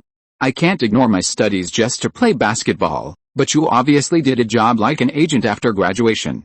What does this have to do with your university major? George got angry when he talked about this and patted the car. Drive. Go to Taozai's house. Chapter 196 Recruiting Mike. Ron did not take George to Mr. Tosi's house, but went directly to Mike's school. The football team was training, so George could observe his strength better. What Ron did not expect was that the cheerleaders were also training on the playground at the same time. Collins waved at him when he saw Ron coming, and then kicked his thigh higher. Is that the girl from the Tosi family? George showed a nostalgic look. What a lively girl, did you know? Your mother was also a member of the school cheerleading team. Her? I thought she was always a devout Puritan. It was the first time that Ron heard George Zhang talk about his youth history. Every time he talked about this topic before, Mary always passed it over. Undoubtedly, old George once again aroused Ron's curiosity. He looked at old George again. Speaking of which, how did you chase Mom back then? With your figure and looks, I think. Kid, your eyes are really rude. Old George interrupted unhappily. She is not the good girl you always thought. She was just afraid that you would learn bad things from her. She even believed in God later. At that time, she was still a little girl who often carried your grandma out to play. Then what? Then I picked her up with a glass of margarita. Old George's story came to an abrupt end. Your dad was very handsome at that time. I rode my big Harley and was the most famous quarterback in the school. Do you know how many girls wanted to sit on the back of my motorcycle at that time? Drunk crazy women will do this. When there are many of them, they dare to get on anyone's car. You don't pick up girls with this, do you? Solo Ron complained. No wonder Mom always says that little George is the most like you. I'm nothing like that stupid kid. Hush, let's watch the training first. George Sr. made a hushed gesture to Ron. On the grass, many football coaches from various teams had gathered around him. Ron even saw his assistant coach when he was studying at Harvard. After several years of hard work, the old coach had retired. He should have taken the position of coach now. When George Sr. took him to the coaching team, Ron greeted him. Colleagues, how are you? More and more coaches came. Later, a fat old man who looked very kind came. He walked and greeted everyone. Even Michael's coach came over. Oh, Fulmer again. I think I came here for nothing, George Sr. complained. Is he famous? Old George said. He is the coach of the University of Tennessee team, the most powerful team right now, and the team most likely to recruit Mike. That's not necessarily true, George. A mature female voice sounded behind the two of them, and the father and son turned around together. Leanne, George, long time no see. I didn't even know you were here. Aunt Leanne held out her hand to old George. I didn't even tell Tosi. I was so anxious. My team urgently needs such an excellent player. What do you mean by not necessarily? Old George rekindled his hope. Of course, because he is my child, Tosi and I both hope that he can play for the hometown team, and with an old friend as his coach, I also believe that he can be well taken care of and smoothly embark on the path of a professional athlete. George, tell me, can you do it? Leanne stared at old George, her posture very much like the hen raised by Billy, another neighbor of Ron who is not very smart, and she always looked like this when she was protecting her chicks. As for why there are so many not-so-smart kids around the Cooper family, everyone agrees that their IQs have been sucked away by the youngest son of the Cooper family, so little Sheldon has been treated as a monster for a long time. But because of Rod's fist hardness, they dare not do anything extra, so although little Sheldon has a mouth that can be hit at any time, he has surprisingly never been stuffed into a closet. This sounds incredible in a Texas middle school with a tough folk style, but that's the fact. No one is willing to take the risk of being tied up by Ron, covered with honey, and thrown next to an ant nest to bully Sheldon. Some people have tried this, but they regretted it. I swear, I will do it and help you keep a close eye on him in school. Old George's eyes lit up. With Mike's joining, he just made up for the weakest link in his team. As long as all the players are not injured again, he is even confident that he will hit the championship this year. You know, before him, the best record of the Longhorns was only the NCAA semifinals. If they could win the championship, they would have made history. The school would even erect a statue for him next to the stadium. Remember what you said. I will find a way to make Mike like the University of Texas. Aunt Leanne put on her sunglasses again and left in style. She's really cool, isn't she? George murmured as he looked at Leanne's back. Without Mary, Ron would definitely keep an eye on this old pervert for his mother. Yes, do I need to remind you that that's your friend's wife? The married Mr. George Lee Cooper. Bah, "Brat, what are you thinking about?" Old George was speechless to his son, who had always stood on his mother's side. "Tow's I only got her with my help." What a lucky bastard. Mike's coach obviously knew what these colleagues came to see, and immediately arranged for the protagonist to appear on the stage, allowing Mike to have a one-on-one wrestling match with another big man of similar size. Of course, Mike won easily. He pushed his opponent to the ground after less than 2 seconds of stalemate. Then, almost at the same time, all the coaches took out their mobile phones and began to apply for scholarships from the school. George Sr. was no exception. He pulled Ron and hurried to the car. "You go and tell Towsai that as long as Mike O'Hare's grades meet the requirements, the University of Texas will definitely provide him with a full scholarship." "No problem," Ron agreed, "but are you going back so soon? I wanted to take you around Los Angeles, such as Hollywood Boulevard, and I don't think Mom would mind you going back a day later." George Sr. hesitated and refused. "Forget it, I'd better go back to school quickly. It's a rare opportunity to make history in front of me.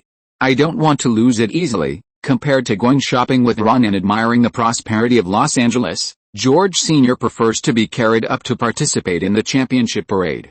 If you're listening to this novel on a channel other than Fanfic World, it means they downloaded and uploaded it without effort. We cordially invite you to visit our channel, Mundo Fanfic Novelis. There you'll find the original version of this story, and you can explore many other novels of various genres. We're waiting for you to immerse yourself in a world of incredible novels. Chapter 197, Escort and Killer. "Boss, Caltech delivered 2 new combat drones today." "Okay, let Carl go to the training ground to test fly them. If there are no problems, he will pay. In addition, order 12 more self-destruct drones. Hank is a little tired of anti-material sniper rifles and wants to get some bigger ones. This is his funding application. You don't need to show me this kind of thing. As long as it doesn't exceed $50,000, just give him the money and let him go to Orlov to check out the goods. He can always give the most affordable price. Also, the 2 armored vehicles you rented from the military have arrived. Do you want to take a look?" "No, but when you issue the invoice to them, you must indicate that there are 6 vehicles, not 2. Then drive the 2 vehicles to Toretto's repair shop and let him use the parts of the 2 vehicles to assemble the wreckage of the 6 vehicles, and tell the military that it was broken in the weapons experiment. Believe me, not only will they not ask us for compensation, they will even be grateful to us." As soon as Ron returned to the company, Andy began to report on the various work progress and brought him a cup of coffee. Anyway, Ron has too much department funds to spend, so as long as his subordinates don't make too many demands, he will satisfy them one by one. After all, he is the one who benefits the most from his subordinates' improved combat effectiveness. Is there anything else?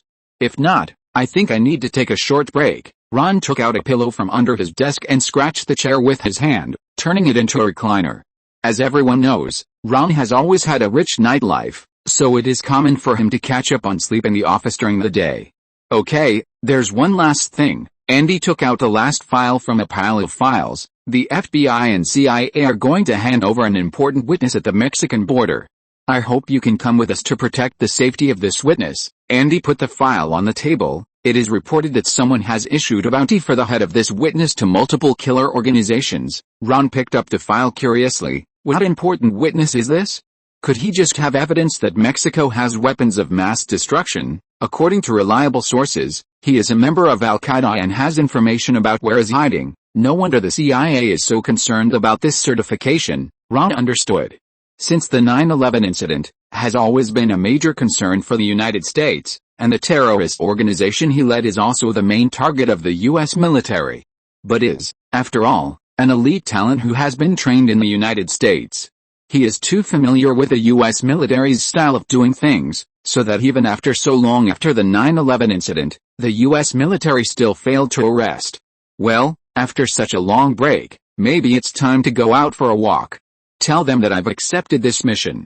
When will we set off? Tomorrow, at the border between the United States and Mexico. Ron is crossing this uninhabited desert with yellow sand all over the sky. Under the protection of the army, he only brought Arthur to participate in this operation. Because Hank is too fat and can't fit in the car, Carl has to go to crammed school to make up for his damn academic performance, and Giselle's joining is strongly opposed by Carl. Because little Carl is keenly aware that this woman will be a strong competitor of his sister. She even wears the same ring on her hand as her sister. Poor child, if he knew that there were 5 other women wearing the same ring, would he go crazy? Arthur, if you're a killer, when would you choose to attack our convoy? Ron asked about the experience of the former elite killer. Arthur was silent for a moment, then replied, of course it will be during the handover. Haha, that's impossible. The soldier driving the car turned around. At that time, another convoy will come to pick up the team. There will be more people in the 2 convoys. I bet, man, if you become a killer, you will definitely lose your life in your first mission. Haha, this stupid soldier. Ron really wanted to know what expression he would show if he knew that the person sitting behind him was the mechanic who was once feared by the killer circle. That must be very interesting. Why choose this time? Ron asked. As the soldier said, that was the time when you had the most manpower.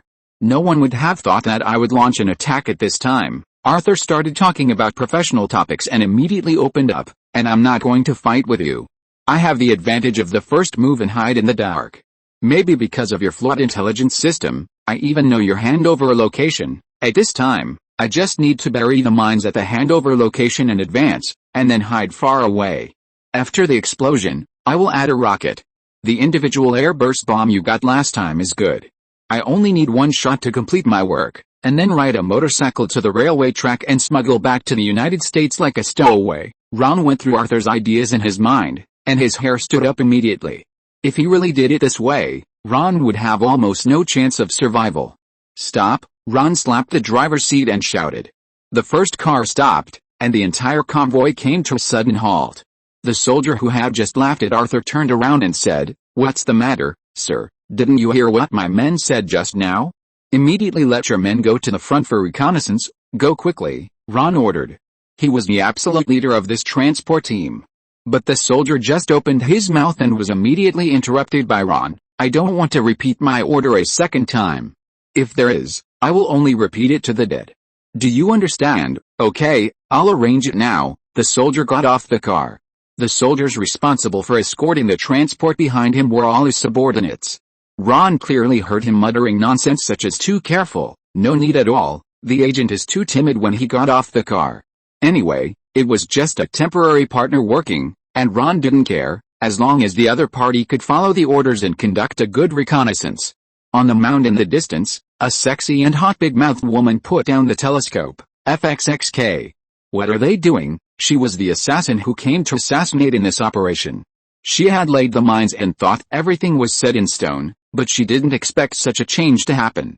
However, before the transport convoy reached her minefield, another all-terrain vehicle arrived nearby. At first, she thought it might be a civilian who had accidentally broken in, until she saw the Stinger rocket launcher taken out of the car through the telescope and realized that it was also a killer. And he was carrying out the same goal as her. In a small desert area, 2 killers, a former killer, an IRS agent, and a team of elite soldiers gathered at the same time, and the battle was about to break out. Chapter 198 Mr. and Mrs. Smith. Bang! The gunshot sounded like a stone hitting the car because it was too far away. If Arthur hadn't warned them in advance, the soldiers wouldn't have noticed this sound, which was clearer than the sound of a stone hitting the car. Ron reacted quickly, pulled the witness out of the car, and hid behind the car. At the same time, he shouted, "Enemy attack, skirmish formation. Be careful of snipers." The soldiers obediently dispersed, covered each other, and moved towards the source of the gunshot. Fuck. I should have called Hank earlier and shot that bastard with 1 shot, Ron cursed while leaning against the car, but Arthur was very calm. Don't be so nervous, boss. The gunshots just now were probably not fired at us. It should be the first assassin who found another guy who was trying to steal our business and shot him. Arthur, who was originally nervous, completely relaxed. No one knows this business better than me. If he misses, he will flee far away. Since he has already shot at another assassin, it means that our previous cautious actions have made him give up the assassination. Sure enough, everything was just as Arthur said. As soon as he finished speaking, a small wooden house on a small mound was hit by a rocket and blew up. Not far away, a motorcycle dragged a long cloud of dust and gradually disappeared in the desert like the desert car on the other side. In any case, Arthur's identity as a great prophet could not be escaped today. The captain of the soldiers stood up from the back of the car. Chase them, you must catch them. Chase for nothing. Ron kicked him down with a kick in anger. Mission. Don't forget what your mission is. Soldier.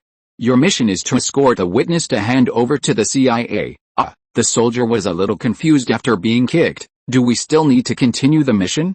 There are clearly people ambushing. Ron looked at the billowing smoke and dust in the distance and said, but the ambushers have left. We just need to continue.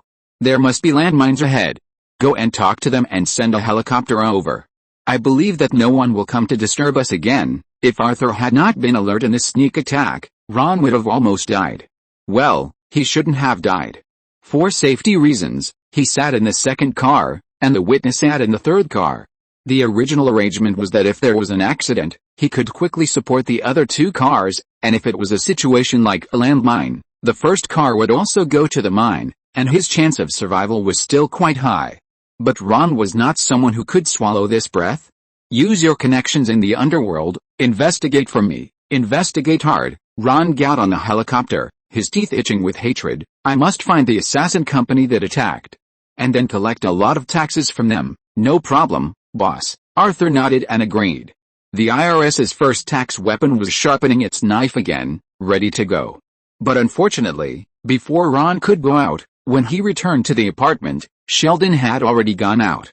Ron, Leonard, something bad has happened. Sheldon ran away. Howard and Rajesh ran over and said nervously. Oh my God, can't I be lucky for once? Leonard, who was kissing Penny at the door a minute ago, complained. Ron was ignited by their passion and was about to go out to find a confidant of his own, and everyone just bumped into each other. How do you know he ran away?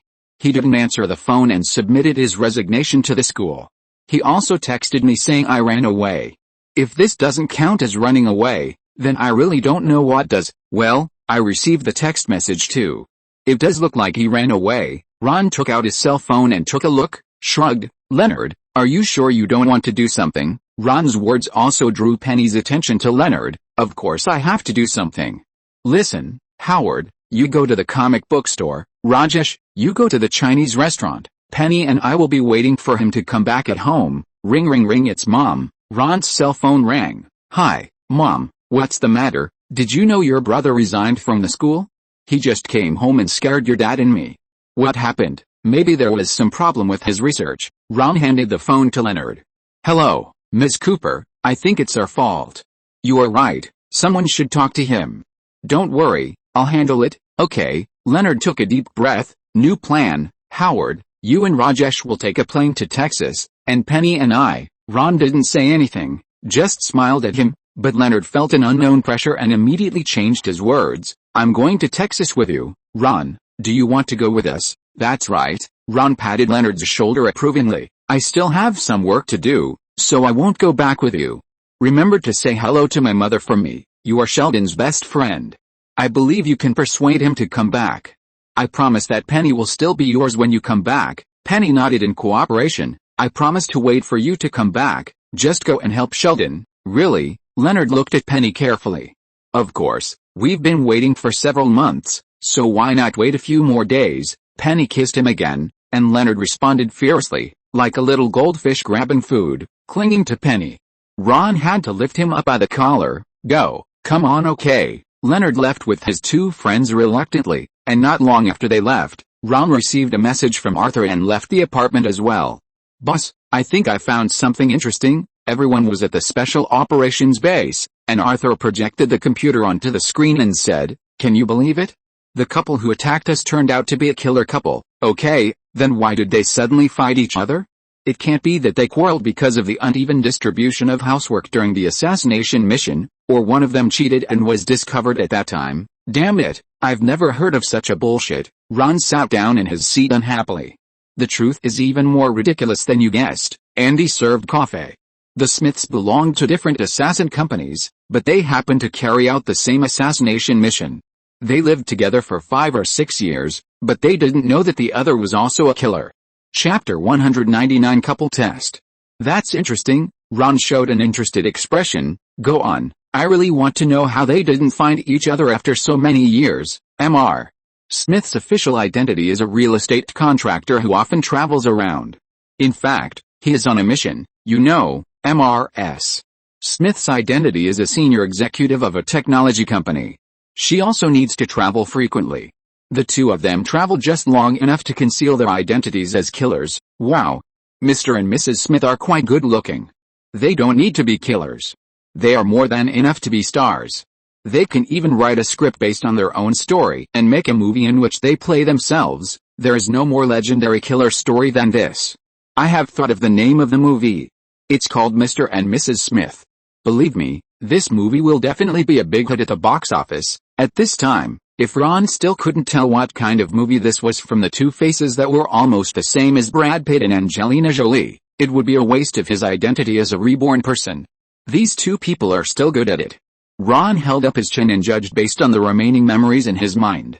He even began to consider the possibility of recruiting these two people to his team. Anyway, his special operations team already has a killer, so he doesn't care about having two more.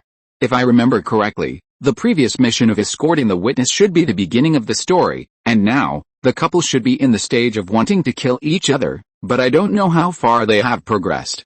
Andy, where do the lovely Smith couple live now? Anaheim City, a community less than 5 kilometers away from Disneyland. Maybe you can take Carl with you and take him to Disneyland. By the way, Andy arranged it elegantly like an old butler in Batman's house. I don't want to go to Disneyland, that's all for children to play with. I still prefer to go to the haunted house. Even playing with guns in the training ground is more interesting than that. Carl expressed no interest. Or do an autopsy experiment on a rabbit. Grandpa Hannibal just taught me a new knife technique, and I haven't tried it yet, because Hannibal helped to capture Owen's men last time. Ron simply gave him a job as a chef, and gave the cleaning job at the base to another black old man who looked like Morgan Freeman. But Ron couldn't understand why. Recently little Carl seemed to like hanging out with the two old men, and only came to Ron for advice when practicing shooting. Although there is a phenomenon of closeness between generations no matter what cultural background, the two old men seemed to have a different charm. When the two of them stood together, Ron even felt like he saw God and the devil standing together. Okay, then let's arrange it like this.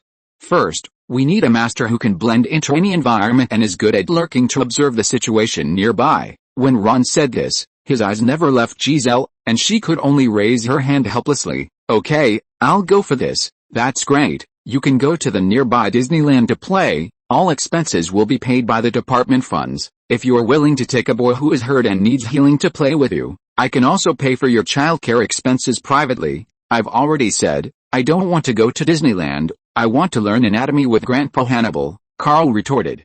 No, I'm not talking about you. I'm talking about my brother. Ron shook his head.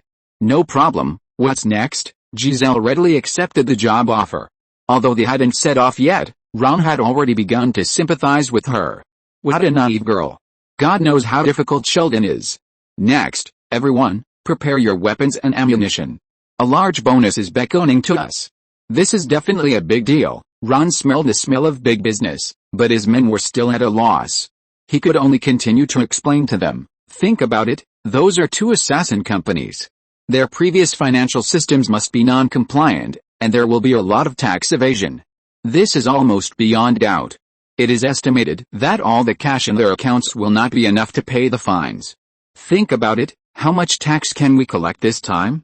How much bonus can we give you with this money? Yeah, Carl immediately jumped on the chair and cheered, until he found that he was the only one cheering, and then he got down from the chair in a sullen manner. Of course, other people were not unhappy about this kind of thing, but they were all adults and suppressed their impulse as well. Then when are we going to leave? I can try to find the addresses of the two companies. Arthur also showed his enthusiasm for this task, perhaps because he was in love again recently. Ron heard from Hank that it was a beautiful woman named Gina, who was more beautiful than Jessica Alba. Arthur even planned to propose to her. Don't bother, just follow my plan. Ron continued to stick to the original plan. We just need to wait until the two parties are dispatched, and the fish that escaped from the Smiths' hands will take us to their headquarters. As for now, Ron glanced at the text message on his mobile phone that had been ringing just now. I'm going to see my brother who just came home after a tantrum and will never grow up. Mary's text message told him that Sheldon had been successfully persuaded by Leonard and others to go back to Los Angeles with them obediently, and said that all this was a miracle from God. Ron guessed that this was probably the main reason for Sheldon's return. And at the moment they made the decision, in an ordinary house in Anaheim, a test between agents was being staged. Mr. Smith drove home on time at 7 o'clock, only to find that his wife was at home and had already prepared dinner. This made him, who had already made some guesses, begin to waver a little. Could it be that he was overthinking? But immediately, he remembered the address he tracked down during the afternoon investigation. The column for the person in charge of that company clearly had his wife's name. It couldn't be a coincidence, right? Although having the same name is a very common thing. You came back early, Mrs. Smith offered him a glass of wine. Because I missed you, but he didn't dare to drink it, so he could only pour the wine into the flower pot when his wife wasn't paying attention. Can we eat now? This was another test. If his wife was really at work over there, she shouldn't have time to come back to make dinner, right? However, reality slapped him in the face again. Of course, dinner was already ready. Chapter 200, Pickup Girl's Agreement. In the dining room, the candlesticks were lit, and a sumptuous dinner was placed on the table. It didn't look like it could be made in a short time. The doubts that had just arisen were shaken again. Maybe, it was just a coincidence? Aren't these only used on special days? Yes, today is a special day. Mrs. Smith took the decorative cherry from his wine glass and stuffed it into her mouth to eat it, as if to say, look, it's really non-toxic. But even so, Mr. Smith secretly hid a table knife in his arms while she went to the kitchen to serve the dishes. But soon, as the main course of roast beef was served, Mrs. Smith had a longer and sharper knife to cut a meat. It can be used to cut a beef on the plate, but it is believed that it will be more convenient to cut a tender meat on a person's neck. Mr. Smith was frightened and immediately stood up and said sweetly, "Let me do it, dear. You have been busy all day." "Thank you." Mrs. Smith readily agreed and made way. He finally breathed a sigh of relief, but immediately swish, Mrs. Smith pulled out a longer and sharper knife from her body and started cutting bread. Mr. Smith's face turned pale. The more sensitive the period, the more you have to do so many things to scare me. Fortunately, after the two finished preparing the food, they looked at each other, put down their knives at the same time, and sat back at the table. The originally anxious atmosphere finally eased. "How was your work today? In fact, we had a small problem with an agency. Would you like some green beans?" Mrs. Smith came to his side with a plate of food. "Of course, thank you." Although everything has been normal so far, Mr. Smith still felt a little uneasy when he looked at his partner who had been with him for 6 years across the table. "Would you like some wine?" Then, when the opportunity to pour the wine came, Mr. Smith walked to his wife's side. Okay, he was still a little skeptical and decided to make a final test. Just as the wine glass was filled, O'Brien pretended to accidentally drop the bottle on the ground. However, a magical scene appeared. Just before the bottle was about to fall to the ground, a slender little hand caught it steadily. This is not the reaction speed of a normal person. Especially, one hand had just caught the wine glass, and then immediately caught a bottle that was about to break. The reaction time left for her was less than 0.5 seconds. At the break, Mrs. Smith realized that she shouldn't have caught a bottle at all, and quickly let go, letting the bottle fall to the ground, spilling the wine all over the floor. But the action she took before had already been seen by Mr. Smith. "Let me clean it up, I'll get a towel." The two quickly found excuses to leave the restaurant, but no one went to get the cleaning tools, instead turning to the place where they hid their weapons at home. Immediately, Mr. Smith came out with a silenced pistol, calling his wife's name as he walked. But obviously, his wife was smarter than him and had already driven away from the house. Article 111 of the Assassin's Code is that you must never marry someone from a rival company. Obviously, both of them have committed this. So there is only one way, and that is to fight to the death. Of course, Ron's arrival may also bring about another situation, that is, to join forces and destroy their respective companies, and use all the money to pay the taxes owed over the years. What was Ron, their savior, doing? He was playing a card game with his scientist neighbors. "I still can't believe he's with me." After sending Penny away, Leonard's mouth was almost grinning. "In fact, we still can't believe it." Ron threw his cards on the table. He lost again. Compared with several scientists, he was indeed not a little bit behind in computing ability. Howard suddenly remembered something and stood up with a lewd smirk. "I have an old account for this type of question that I haven't settled with you yet." "What? You and I have an agreement. Whoever of us catches a beautiful girlfriend first has to let his girlfriend introduce a girlfriend to the other person." Ron's heart moved. Is the Jewish guy's venomous lolly girlfriend finally going to come online? Why don't I remember this happening? Leonard chose to lie with his eyes wide open. He didn't want the girlfriend he finally caught up with to break up with him for this reason. On June 30, 2004, Spider-Man 2 was released at the AMC Theater in Pasadena, the humanoid database Sheldon reminded. Okay, I remember now, you and Penny have been together for several days, but where's my girl, Howard? You can't ask me to do this. Why? Because when we made the appointment, I didn't think I could have a beautiful girlfriend. I thought you could. Ron couldn't help but laugh. These two are amazing. They are trying to get the wool from each other even in their relationship. Ron, look at him, Howard complained to Ron. Well, it's not a big deal, Ron persuaded. I think there must be a lot of single beautiful girls among Penny's friends. The main thing is that I don't know how to mention it to her. Leonard was a little helpless. How should I tell her? Ron joked. Or you can ask her if there's anyone she hates?